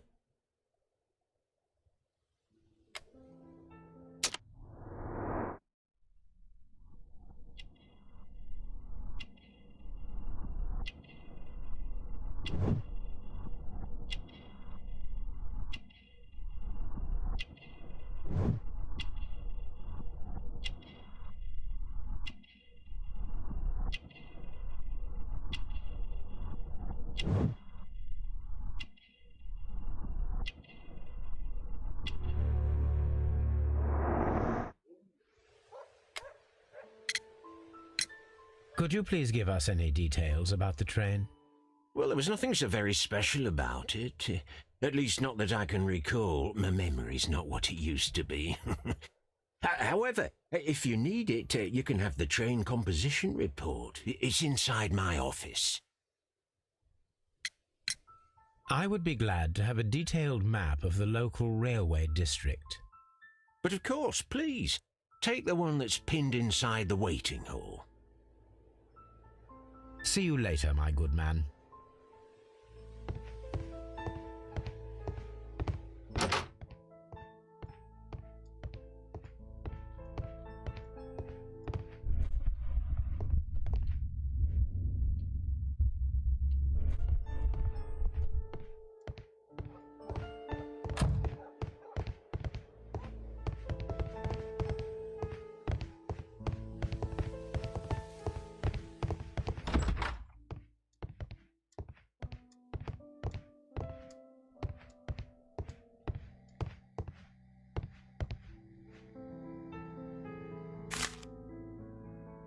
A new telegram. I think we should meet this Mr. Robinson.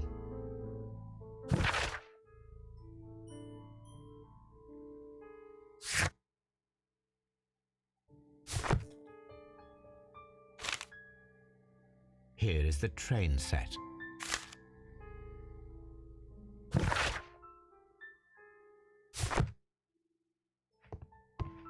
A telegraph. A telegraph.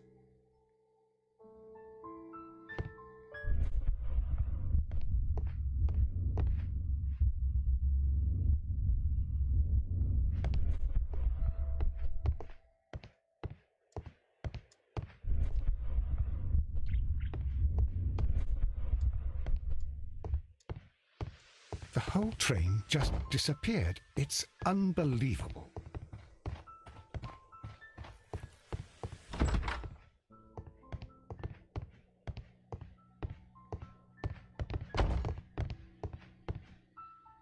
This map will be useful.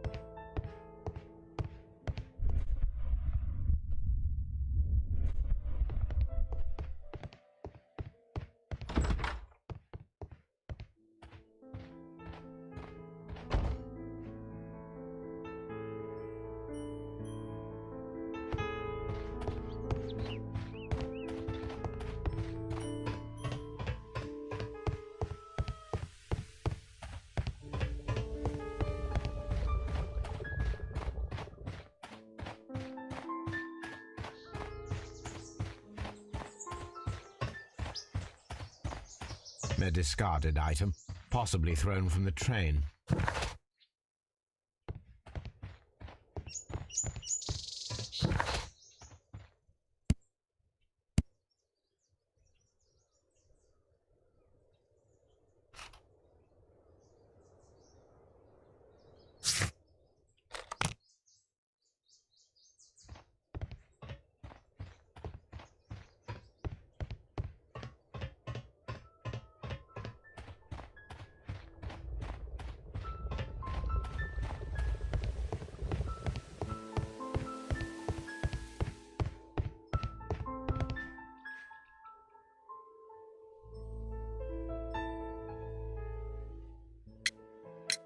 According to the train composition report, there was a special wagon. What does that entail? That's a highly secure car, ordered by a private party. It is generally to carry something of value. Those wagons have iron walls, without any windows, and they're fitted with a complex key lock. That is important information. Do you know what was inside this particular wagon? Certainly not. No, that's private, and it's not my responsibility to allot the wagons to whoever. Was there anything exceptional about any of the passengers aboard the train? What do you mean? Like officials? I wouldn't know. Oh, but now that you mention it, yes, there was something. There was a message from Bridlington station saying that the train had been delayed because of an issue with the passengers. But what kind of problem that they didn't say? That is interesting. You mentioned a problem at Bridlington station. I should like to visit this station. Could you mark it on the local map? Of course. It's a suburban railway station. You might take a cab there. See you later, my good man.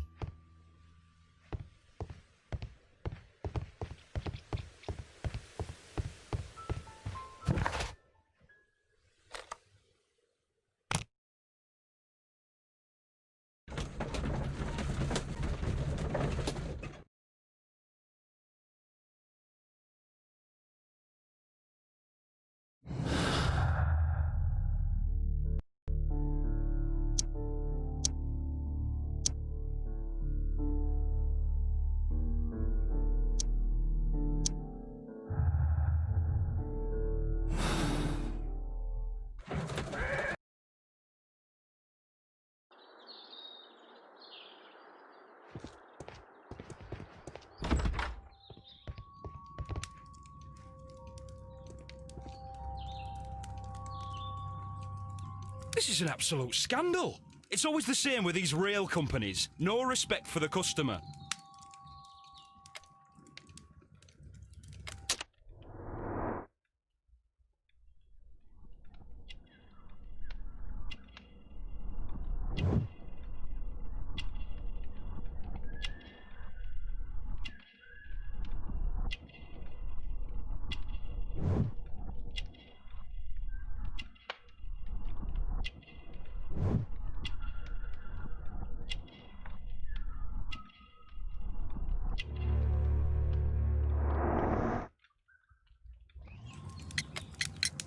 Please calm down, sir.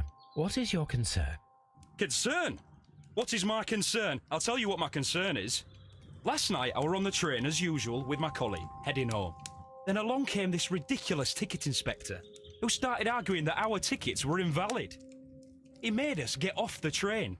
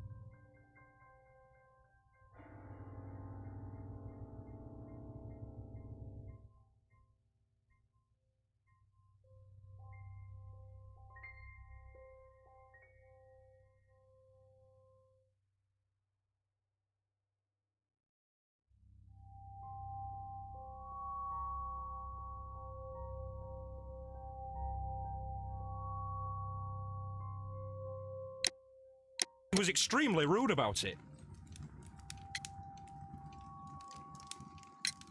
Were you aboard the train that vanished last night?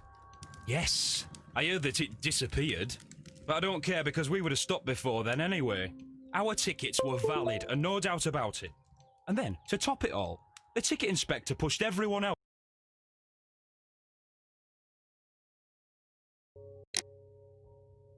out too, except for a bunch of rich. Well, because their type don't need a ticket. Can you recall anything more specific about this fortunate group? Well, yes. They were all foreigners. Spanish-looking toffs with snake eyes. Goodbye, sir.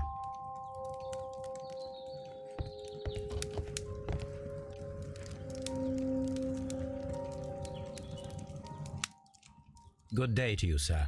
Good day. To whom am I speaking? My name is Sherlock Holmes, and this is... Are you a representative of this damned railway company? Because I have a complaint. We are not from the railway company. We are... Well, in that case, Mr. Shamrock Flomes, please excuse me, but I'm not in the mood for idle chit-chat at the moment.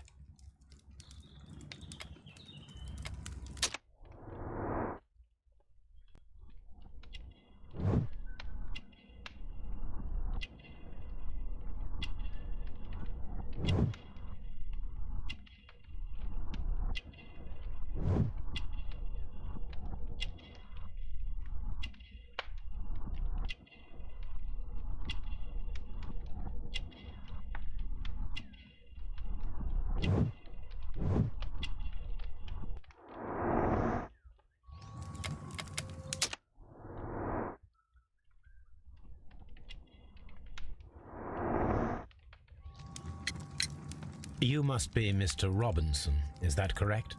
Yes? I am leading the investigation of the disappearing train. It would help if you could answer my questions. Ah, well, all right. I have nothing to hide.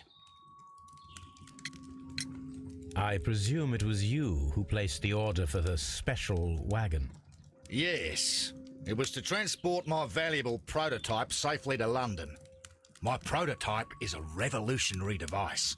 It is capable of producing electricity. I'm a businessman and an engineer. I had already found several potential customers for my invention, but I was very optimistic about the directors' board who were travelling on the train last night.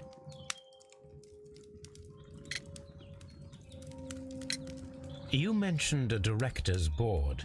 Which company do they own? The Chilean Barcazes Company. I had made an appointment with them. Now they are lost, along with the train and my prototype. What do you know about the Barcazes Company? It's a large South American company. They showed a great deal of interest in my prototype, and they seemed wealthy enough to do business with. This revolutionary machine of yours, was it very valuable? For God's sake, sir, it is priceless. It could change the world we live in, and yet I was selling it for almost nothing. I am a humanitarian, you see. I do not know if I will ever be able to get over this disaster. I cannot believe that it disappeared with that damned train. Mr. Robinson, could you please clarify? Were you traveling alongside your prototype? Yes, I was. But I had to step off the train. And all because of this stupid station master. I received a telegram declaring that an important person, a Mr. Bromsby, wished to see you in the waiting room. I merely informed you of this. Mr. Bromsby is a wealthy gentleman. His interest in my invention was truly unexpected. So yes, of course, I agreed to see him. Unfortunately, he wasn't there. I thought perhaps he might have been delayed, so I chose to wait a while. But despite my requests, the train left the station without me. Absolutely unacceptable. The timetable is strict. We cannot wait any longer. The regulations require the train to be on time. You are an idiot. You will pay for it. I will sue you. The ticket inspector forced all the passengers from the train except for the directors of the Barcazes Chilean Company. The whole train just disappeared. It's unbelievable.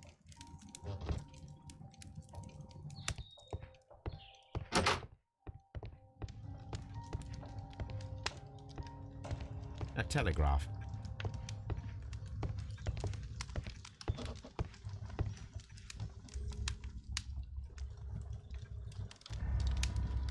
Good day to you, gentlemen. How may I help you? Good day to you, sir. My name is Sherlock Holmes.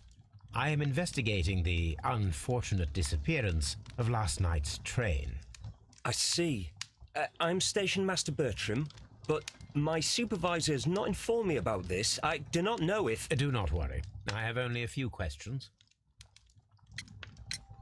Station Master Everett from Evesham told us that you reported a problem with some passengers last night. Indeed. This train is a regular line for those who work at Nottingham. But yesterday, everyone was asked to get off the train here at my station. I've no idea why, and it delayed the train. But the worst of it is that now I have to deal with two furious passengers who are complaining about the company's service. They stayed here the whole night, but people do not usually pay much attention to the regulations, you see. There are very strict and clear rules. Paragraph 234 of Article 2G-43 states that in the event of a complaint, you must... Yes, thank you. I understand.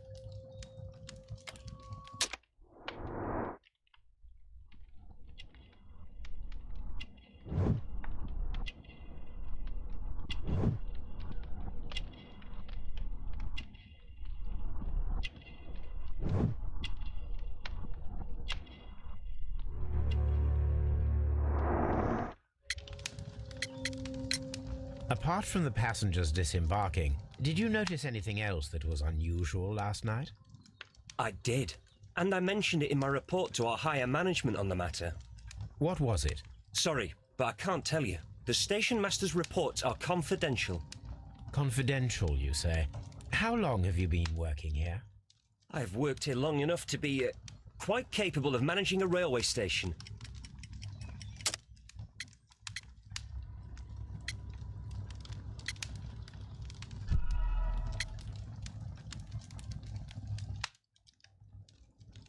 Apart from the passengers disembarking, did you notice anything else that was unusual last night? I did. What was it? Sorry, but I've worked here long enough to be quite capable of managing a railway station.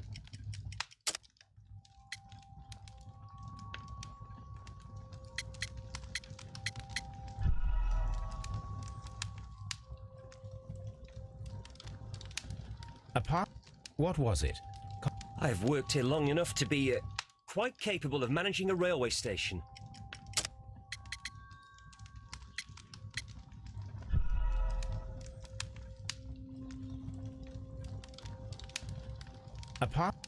What was it? I've worked here long enough to be quite capable of managing a railway station. Let me speak frankly, Mr. Bertram. Your age and your lack of confidence in your position are quite apparent.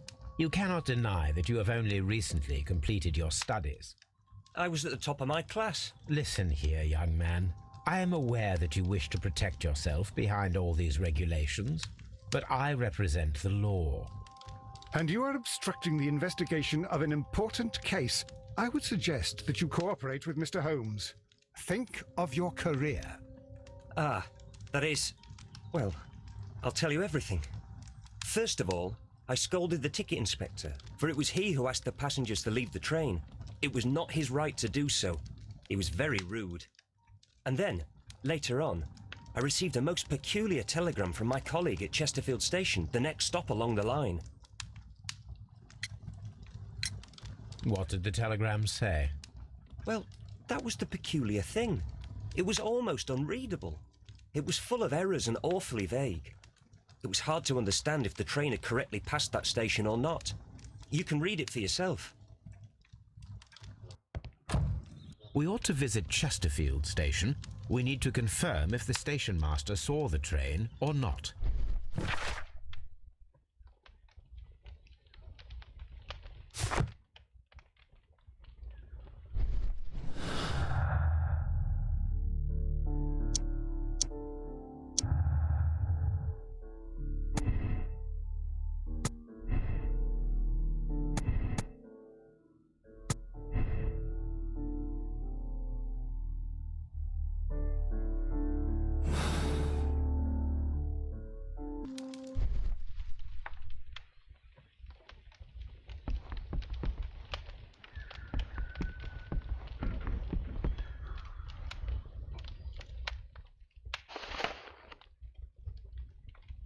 The insurance policy for Robinson's machine.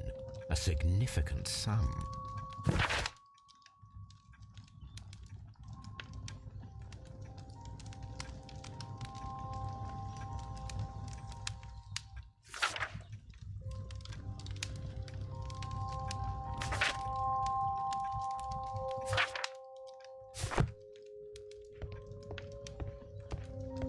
The whole train just disappeared. It's unbelievable.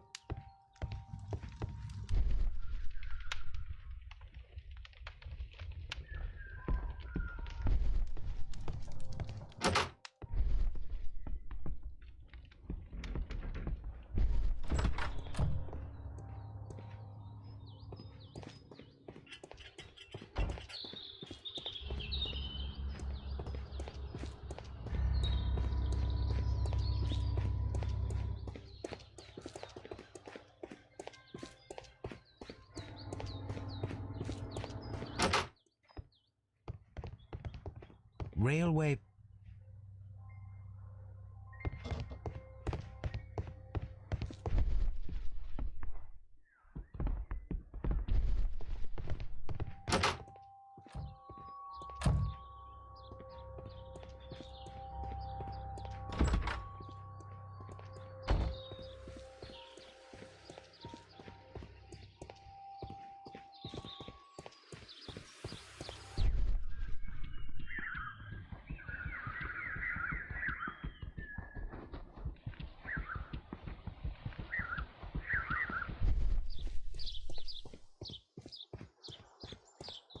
This suitcase contains my archives. We can consult with it if needed. It is for... This suit...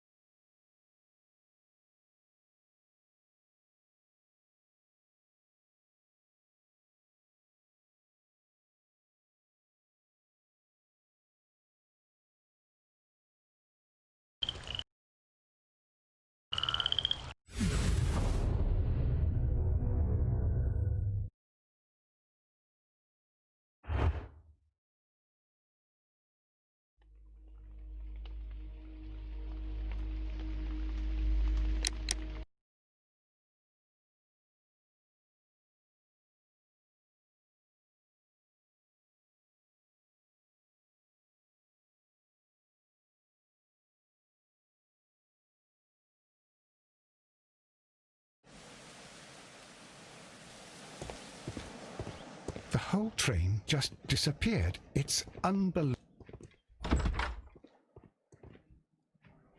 This bit.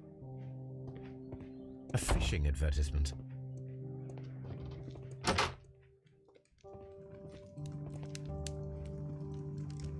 I had thought that all station masters knew the Morse code, but apparently not. A telegraph.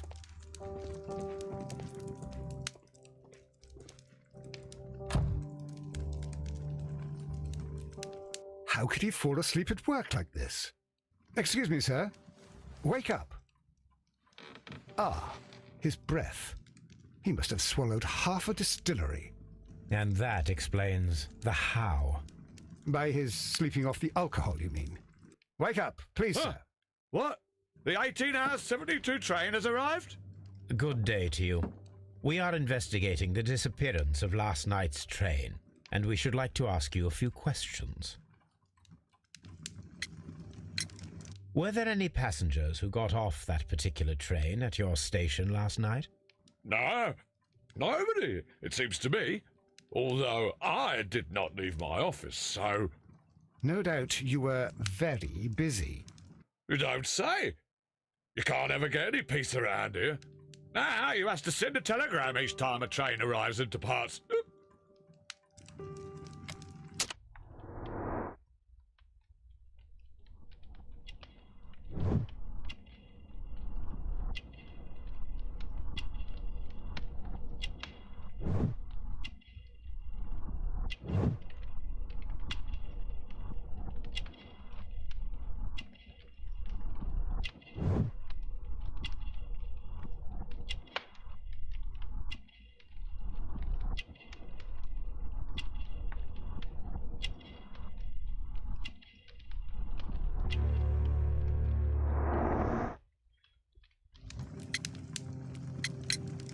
Station Master Bertram from Bridlington showed me a strange telegram that he received from you last night.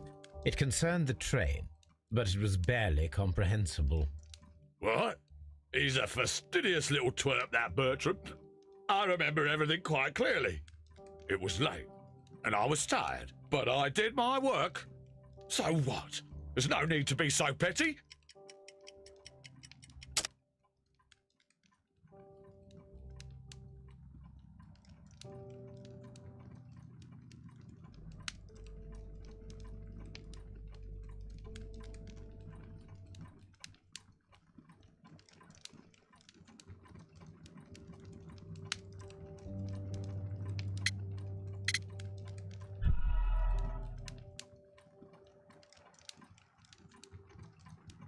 The station... What? He's a fastidious little twerp, that Bertram. I remember everything quite clearly. It was late, and I was tired, but I did my work. So what? There's no need to be so petty.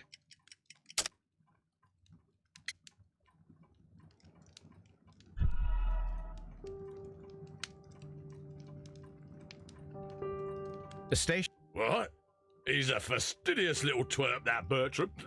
I remember everything quite clearly. It was late, and I was tired, but I did my work. So what? There's no need to be so petty.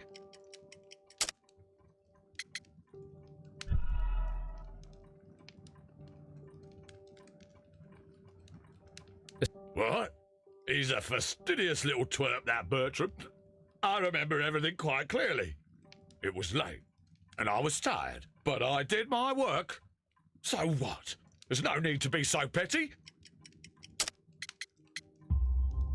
You were not tired, you were inebriated. Tell me the truth now, or I shall not hesitate to document your state in my report. My friend means that you will end up by being sacked from your position. All right. So I was drunk. I don't remember all of yesterday, to be truthful to you. Please don't go harsh on me. Holmes, this man has consumed a considerable amount of alcohol. He's not entirely helpless yet, but... It will not be long before he is. Obviously, his testimony cannot be trusted.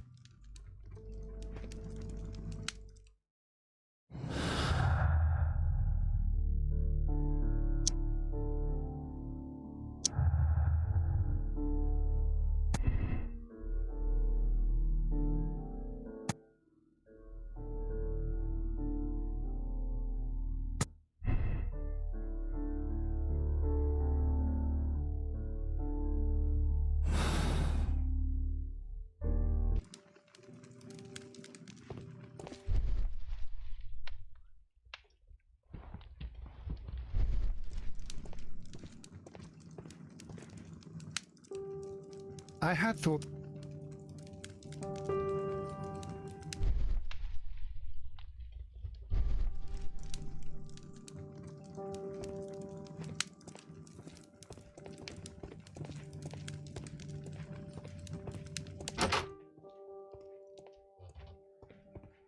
A fishing advertisement. This bin is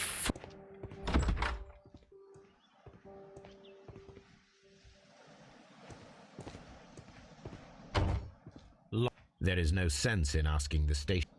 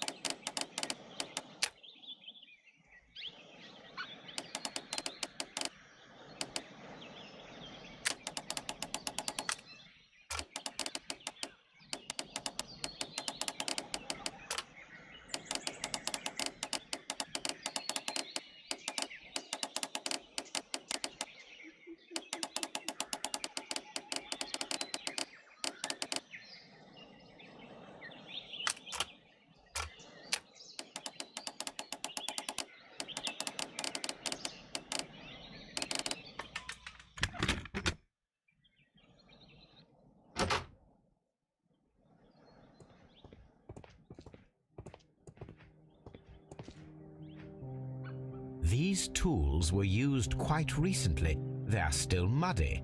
We should ask about them.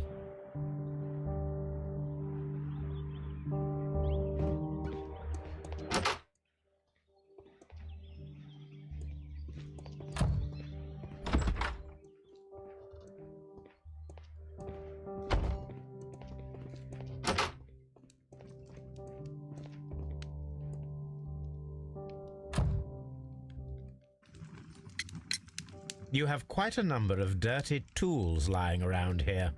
Ah, yes. Well, thank you for reminding me. I should clean them. Although, might be easier to put them outside. Seems it might start raining soon. I meant, what were they used for? Some workers come here and borrowed them from me. They wanted to lift the edge of the railway to one of the stations on the line so that the water wouldn't come in too close. Who were these workers? Well, they didn't seem to be from the company, but they was fine lads. They invited me to share a drink, and whatever it was, it had a kick to it. They wasn't English. No, I don't believe so. But see, they knew just what a man needed to brighten up his dull evening.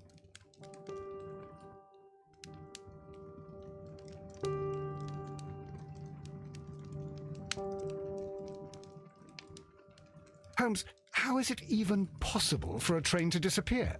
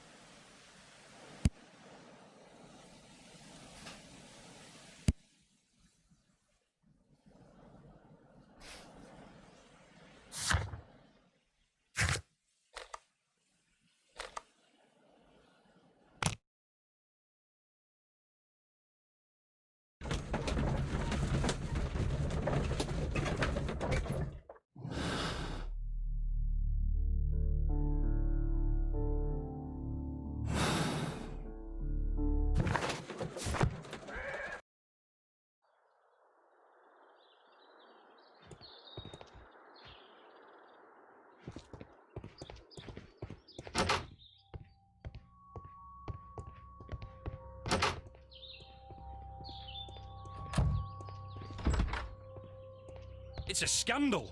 An absolute...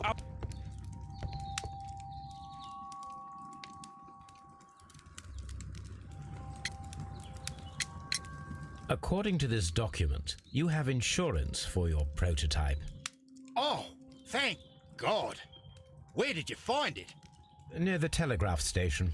I must have lost it when I tried to send a message, which I was prevented from doing. I apologise for that, but regulations state that public access to the telegraph is strictly prohibited. Upon my word, you keep on digging that hole of yours. You have no idea who I am. I see that you kept your grip sack with you. Why don't you leave it in the luggage room? I've had other things to think about.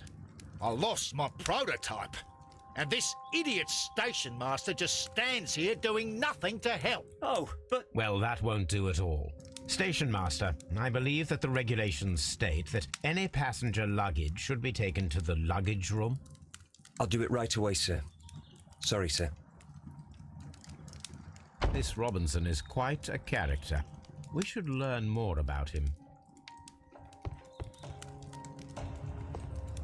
I will not move from here until I receive my refund.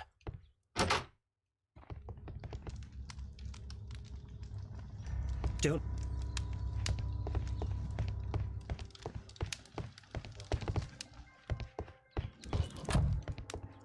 It's a scandal.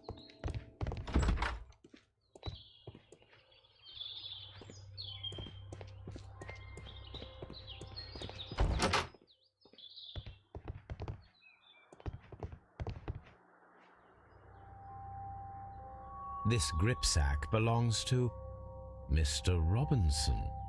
I think we should open it, Holmes. This is what they call force majeure. I'll keep watch. Of course.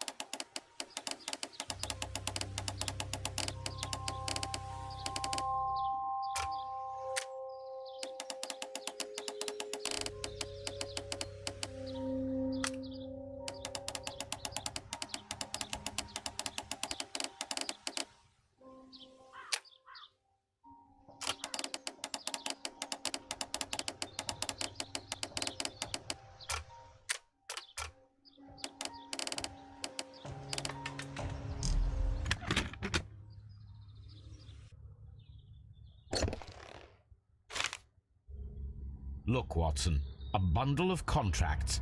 Very suspicious. We should study them carefully.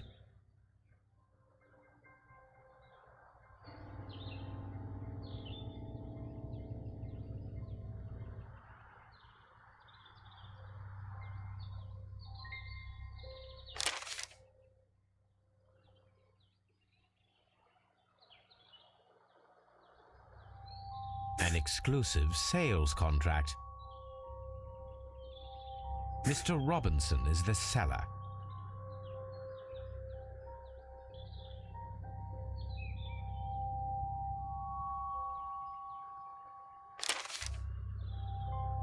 Yet another exclusive sales contract. Mr. Robinson is the seller.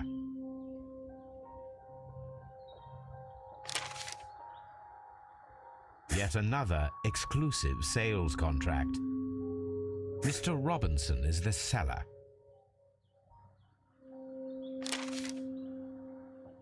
Yet another exclusive. Mr. Robinson is the seller.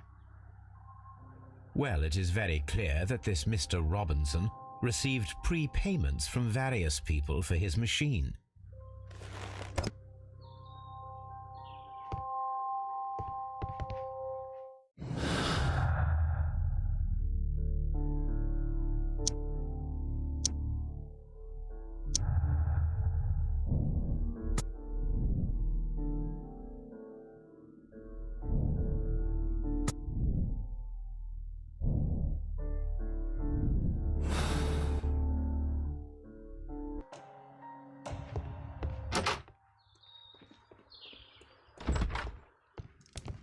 I will not move. I will not move from here until I... It's a scandal. And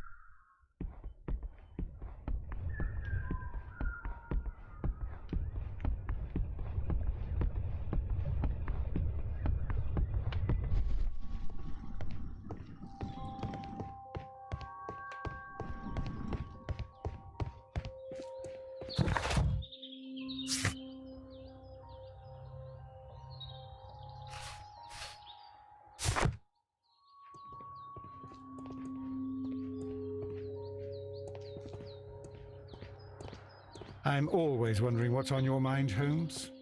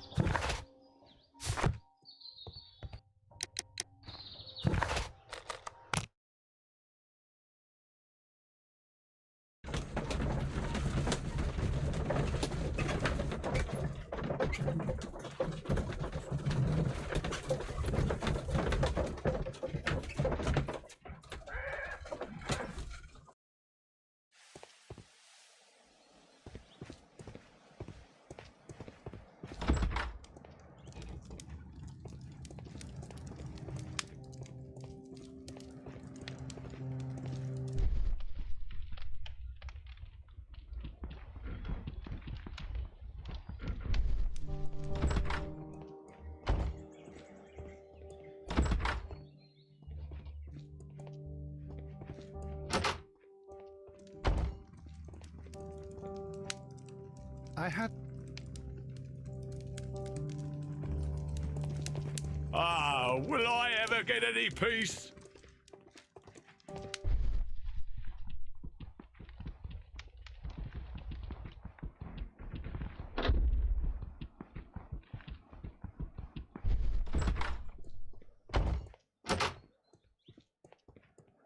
railway post bags.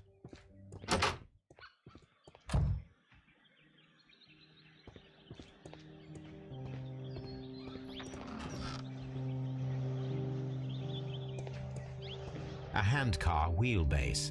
Interesting. It appears that elements of the same construction were scattered everywhere.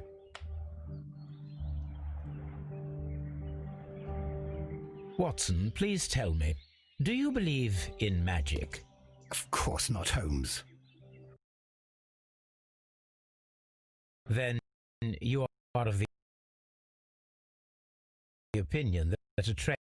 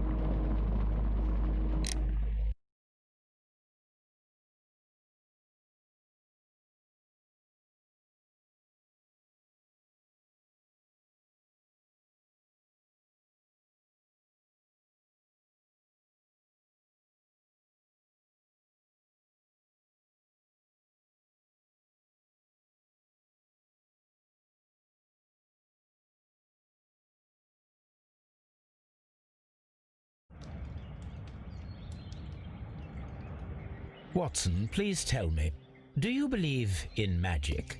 Of course not, Holmes. Then you are of the opinion that a train cannot simply disappear. Well, we both know that that is obvious. Why are you asking such peculiar questions? A little patience, Watson. You will understand my point quite soon. So, are you quite certain that you saw the train at Evesham Station? Yes, of course. We saw it coming. The headlights, and heard the whistle. But that is it. We didn't see the train itself. But... Oh, Holmes, I'm a little confused.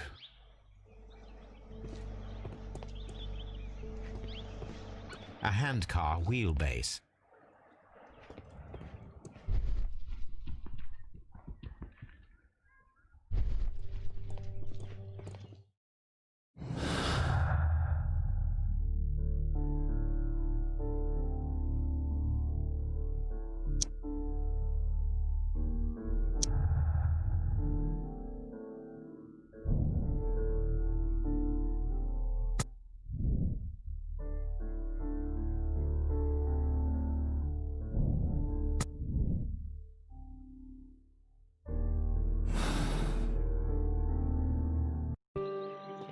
This Robinson fellow seems suspicious to me.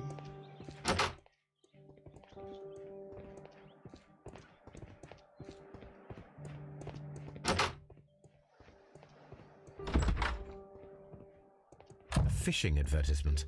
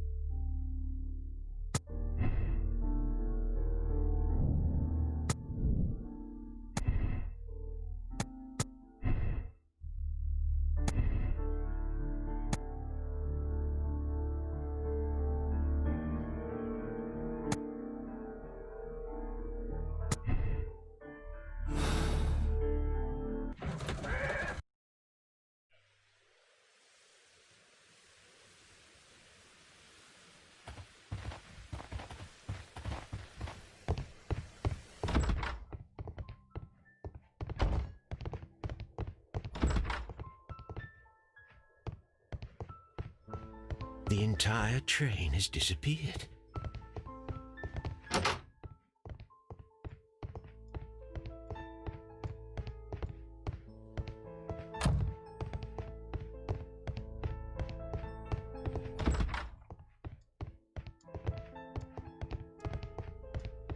A telegraph.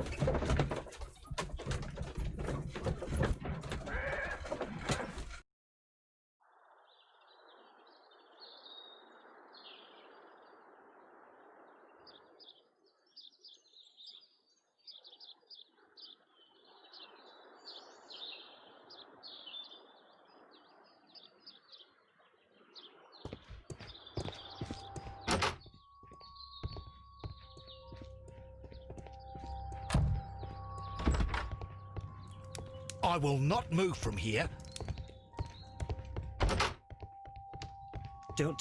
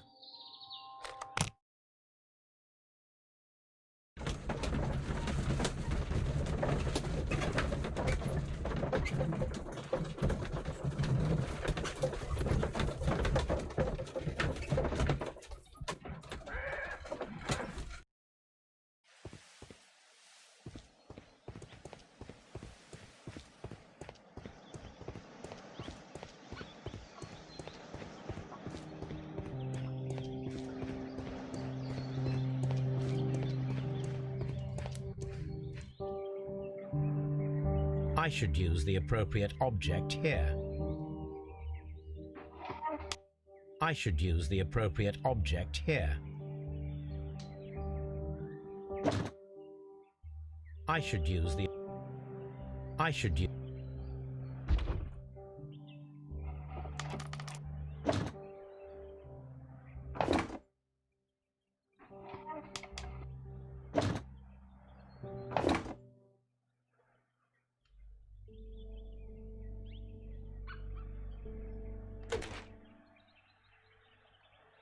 I should use the appropriate... I should...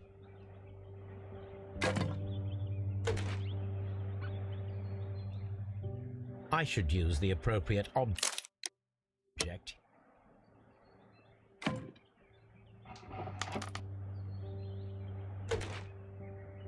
I should use...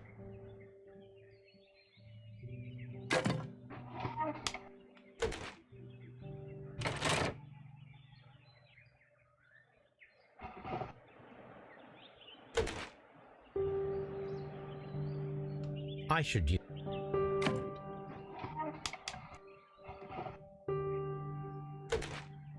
I should use...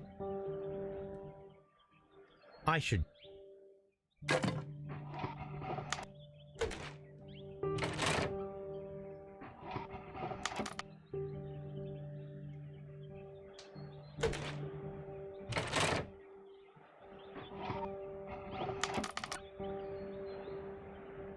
I should use...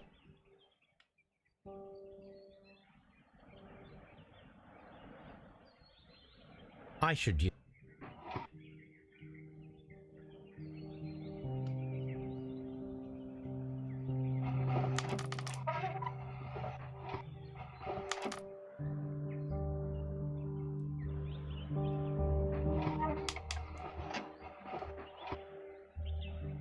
I should use...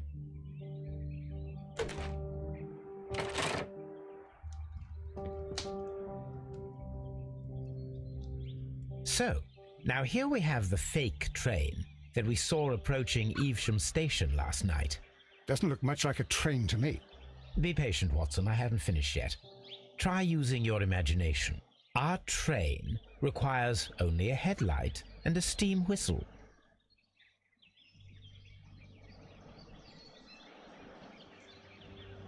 I'm always wondering what's on your mind, Holmes.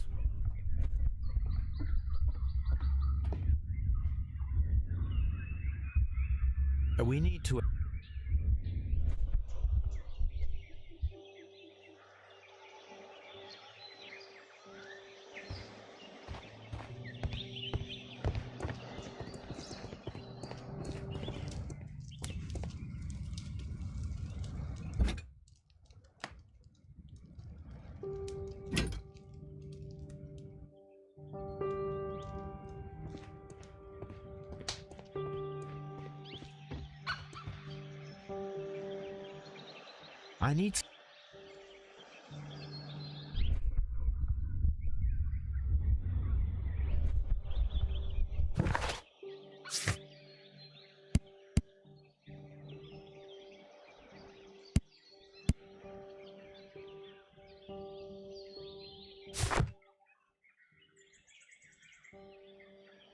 I need... I need something long for the headlight.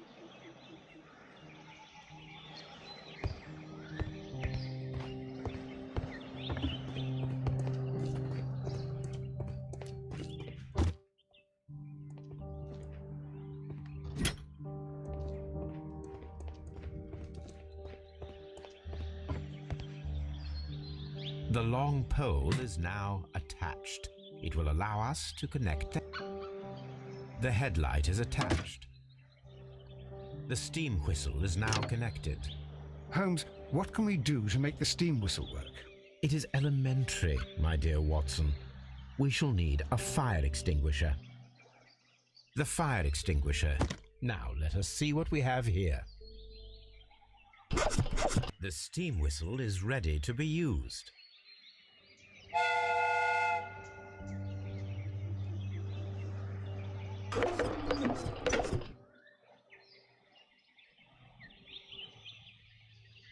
Watson, I do believe that we have created an exact replica of the train that vanished in front of us last night. The criminal mind can be most inventive. I am somewhat in awe. So such a thing is possible. If someone went to all the trouble of creating this fake train, then it was surely with the intention of stealing the real one. Ah, Watson, you should not jump to conclusions. In fact, this does not tell us very much at all, except that the train did not evaporate into thin air. Although you half suspected it. Huh. At any rate, we now need to find where the real train might be hidden. I suggest we use my archives to find a more detailed map of our surroundings. Well, I hope that justifies our having to load your massive archive suitcase onto the cab. It made us extremely unpopular with our driver.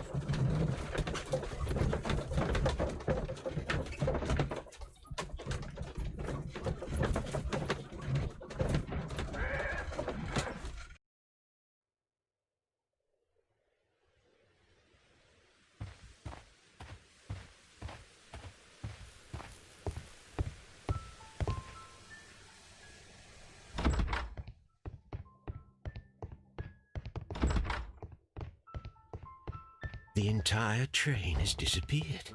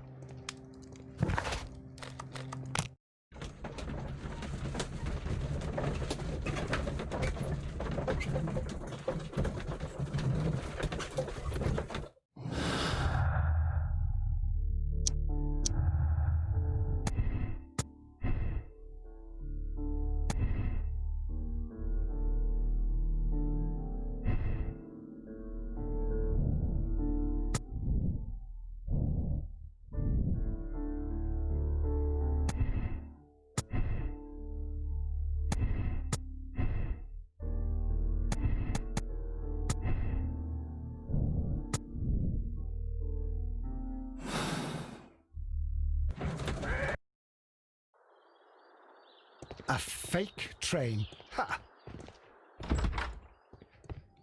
I will not move from here until... Don't...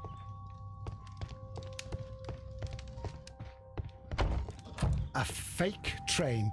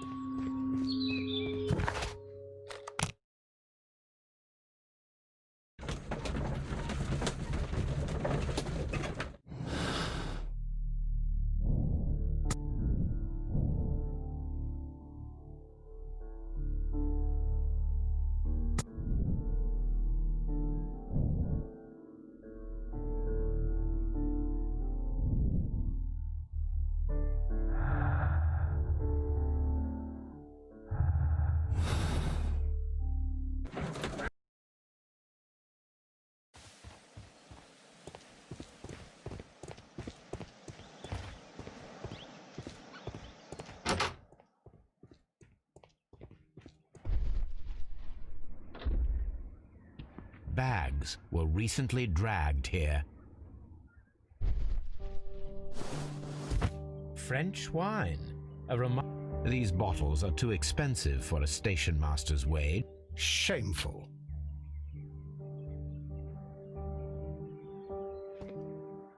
A fake train. Ha! What a clever and devilish...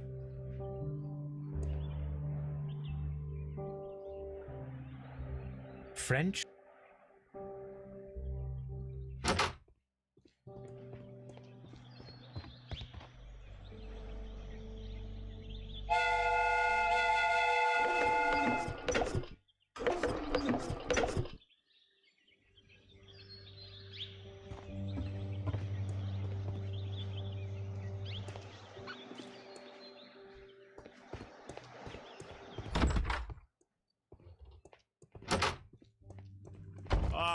Will I ever get any peace? I had...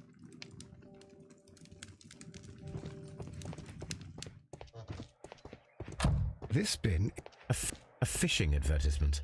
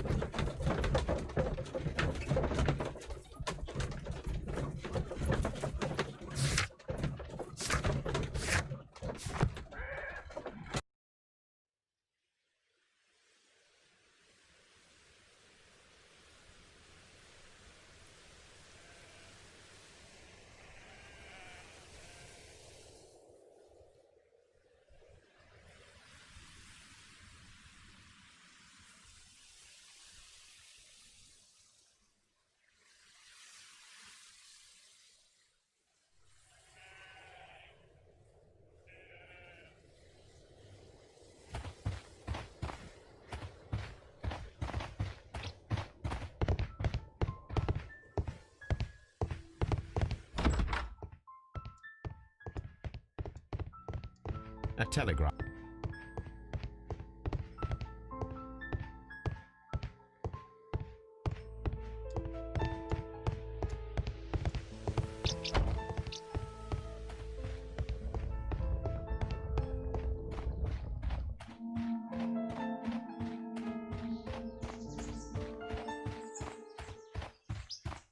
Railway sleepers. Nothing unusual. A disguise.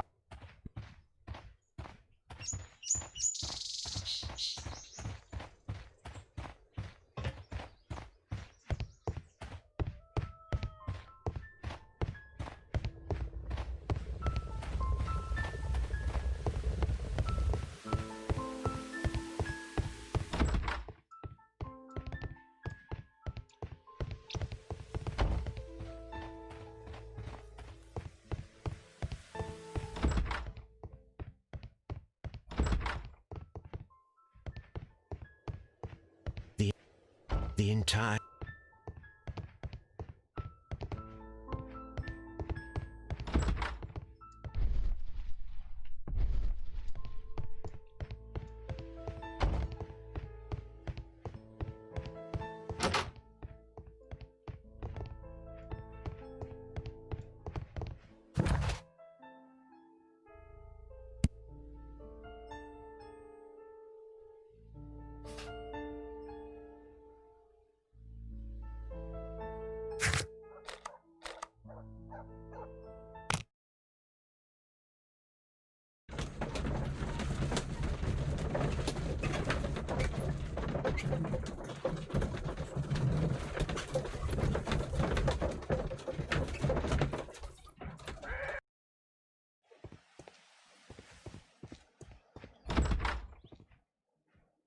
This bin is full of empty bottles.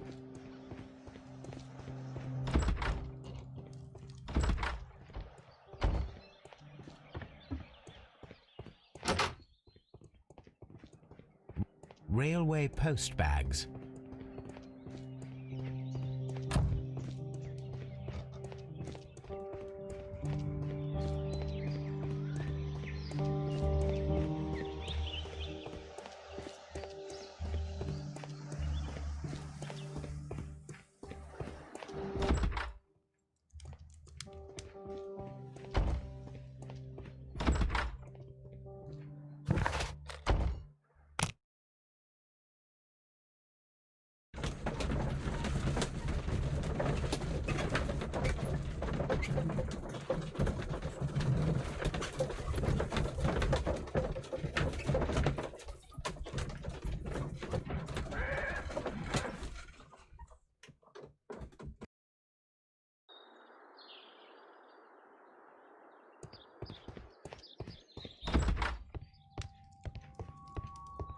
It's a scandal. An abs... I will not move from here until I receive my refund.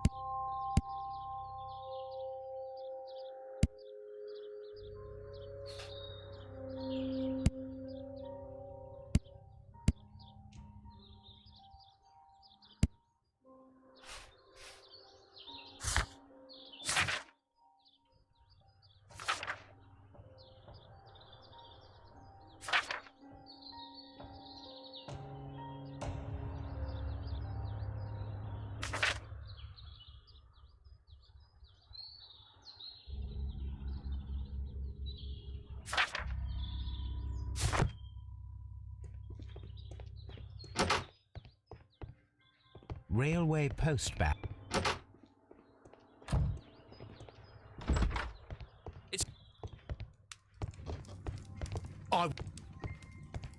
I will not move from here until...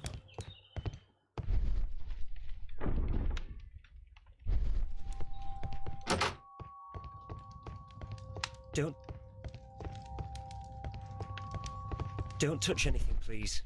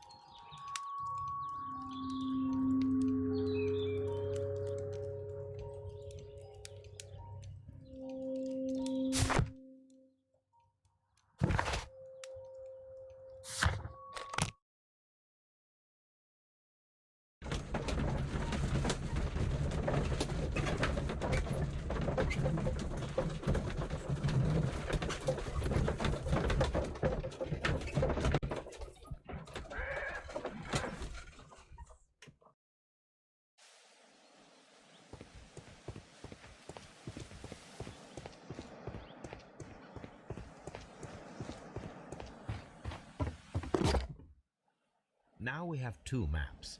We must combine them properly.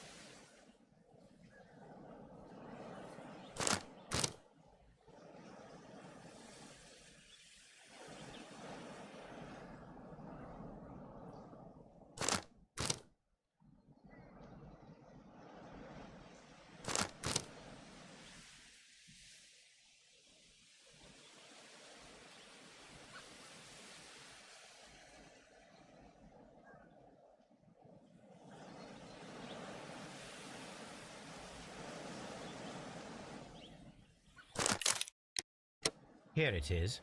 There is a side branch to the railway. Its first switch is located between Bridlington and Chesterfield stations. There is one more station to be visited. It is located between Chesterfield and Evesham, and there should be a side railway to the nearby. There is a small section of a railway at the end of Evesham station.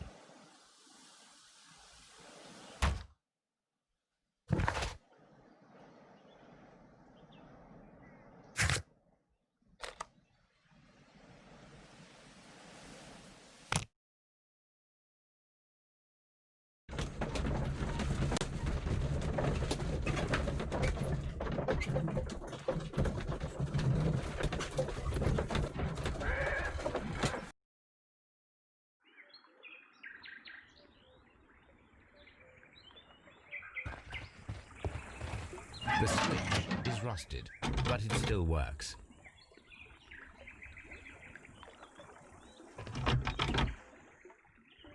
The switch is rusted, but it still works.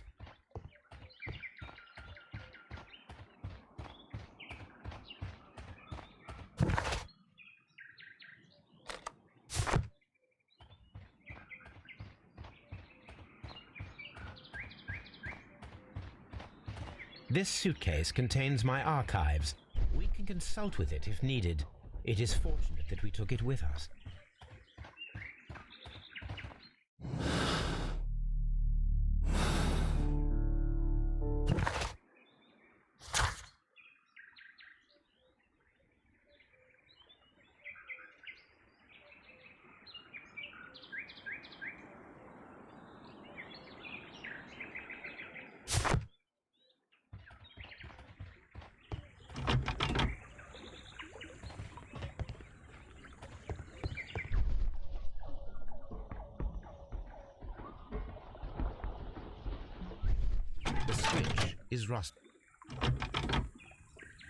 The switch is rusted, but it still works.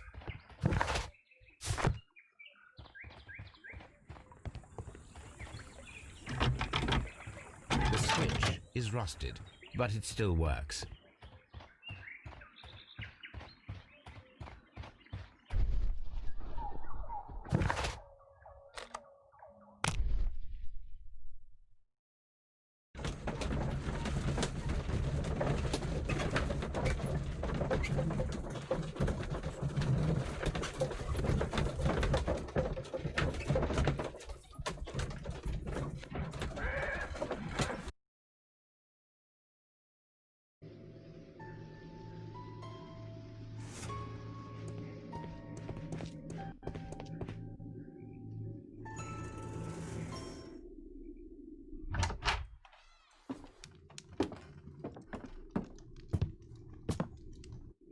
A funny character. He looks anxious. And he is not an English.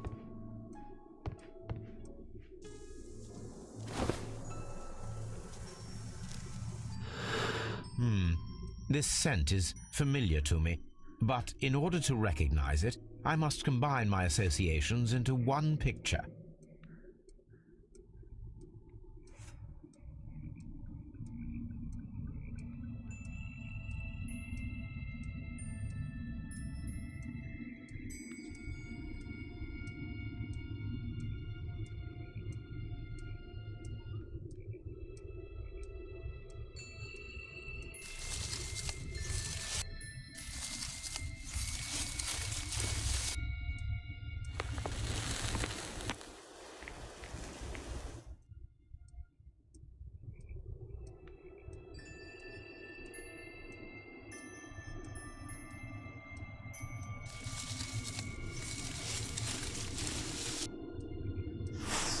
A greenish-brown cigar with a strong aroma, a hint of peppermint.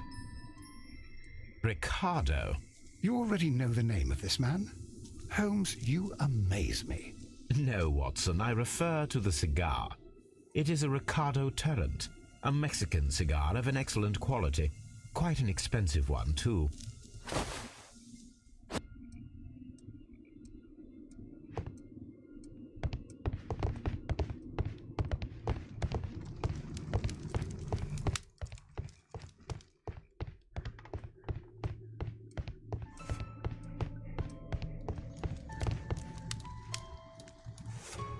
newspaper articles on horse racing. Hurdle, steeplechase, and flat racing. He is a true enthusiast, Holmes. Newspaper... Betting slips for horse racing. Betting. The sums are quite impressive. It can be an expensive vice. This man had probably used all his savings.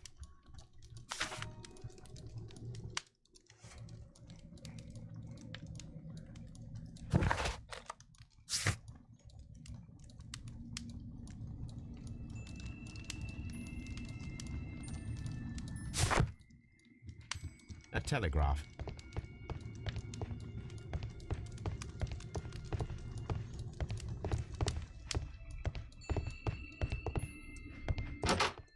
Holmes, look. There's a flooded area over here. I believe that the flooded area might be worth checking.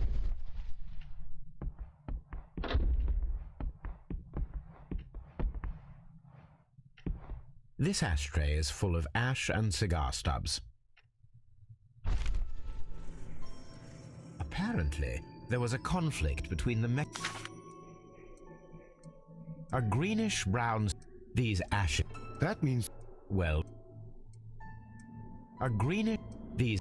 That means that the fellow spent... Well...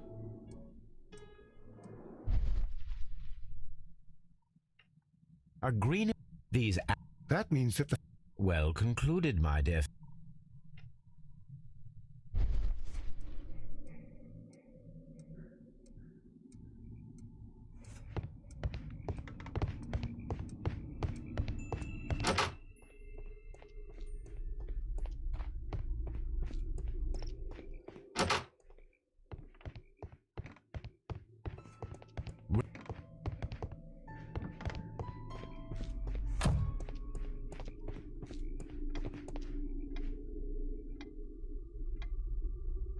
Good day to you, sir. My name is Sherlock Holmes, and this is Dr. John Watson. We are investigating the case of the vanished train. Is that so? Well, good day, gentlemen. I am Mr. Duff, the station master of this station. I'll be happy to help you in any way I can, but there's not much that I can tell you about last night.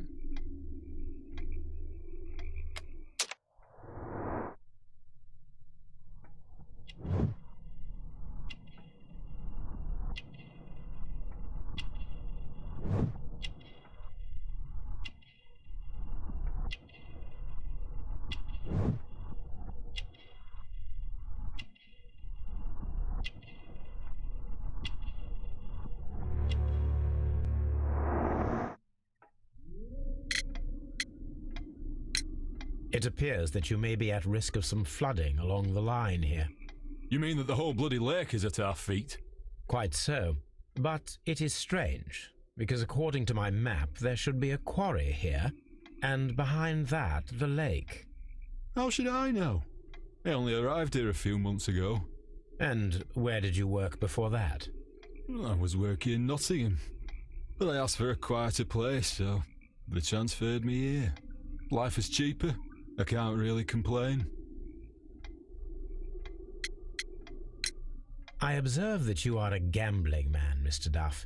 You had hoped that your relocation to this small town might have helped ease your addiction, but it was not to be.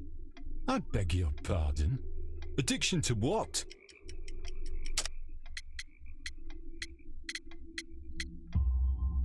We found a number of horse racing tickets inside your office.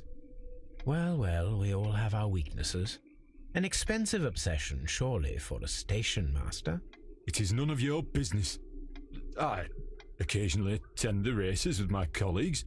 And anyway, that's my private life. Did any passengers leave or board the train last night? No. I saw no one as usual. I reported the train's passage by telegraph, just the same as all the other nights. There was a gentleman of Mexican origin, I believe, in the waiting room. Did you notice him? What? A Mexican? Here in the back of beyond? Are you quite sure about that? Goodbye, sir. It is obvious that we cannot inspect the quarry. Instead, we can check the beach area around the flooded lake.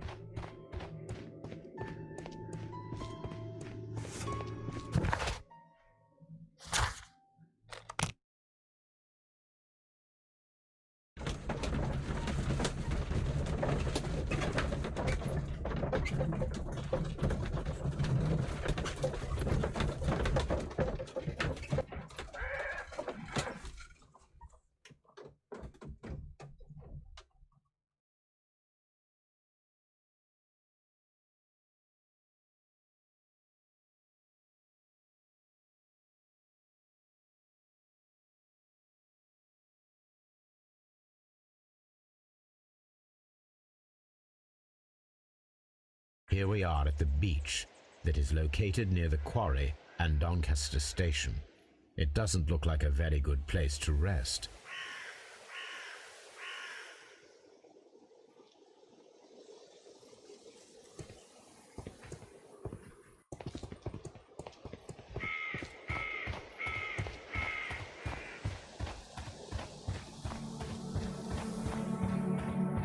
An abandoned gypsy caravan.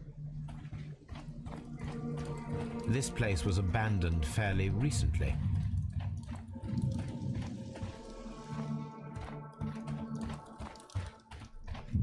Observing the coastline and the moored boats, we are able to see that the lake's water level dropped. The lake has flooded the quarry. The dam was probably breached.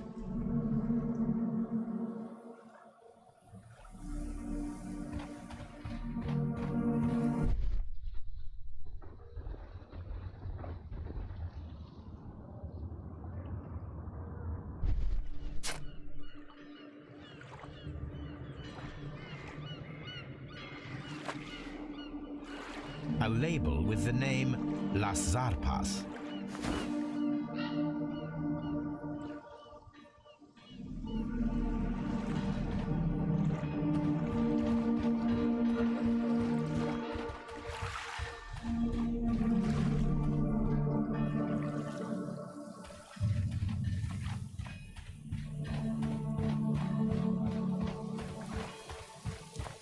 This place was abandoned fairly recently.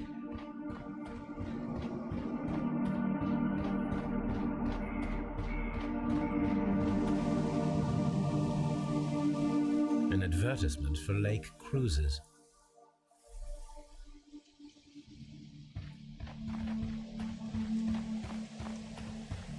These traces were made by a carriage. Look.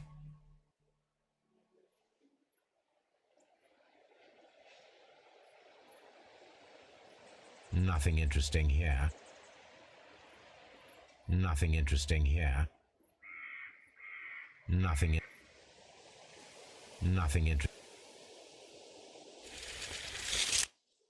interesting here.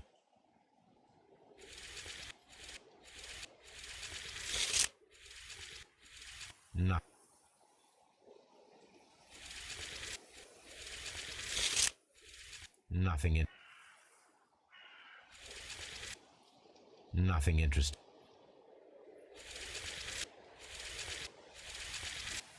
Nothing interesting here.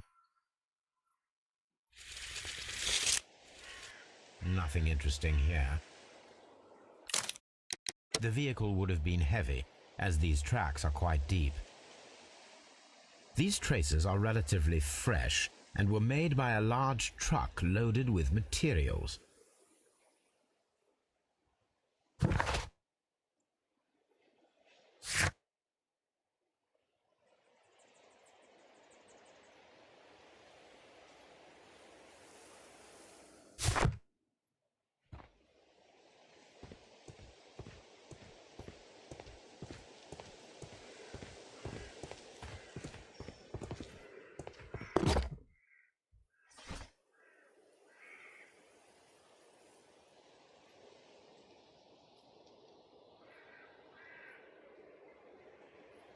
My search should be focused upon the name Las Zarpas.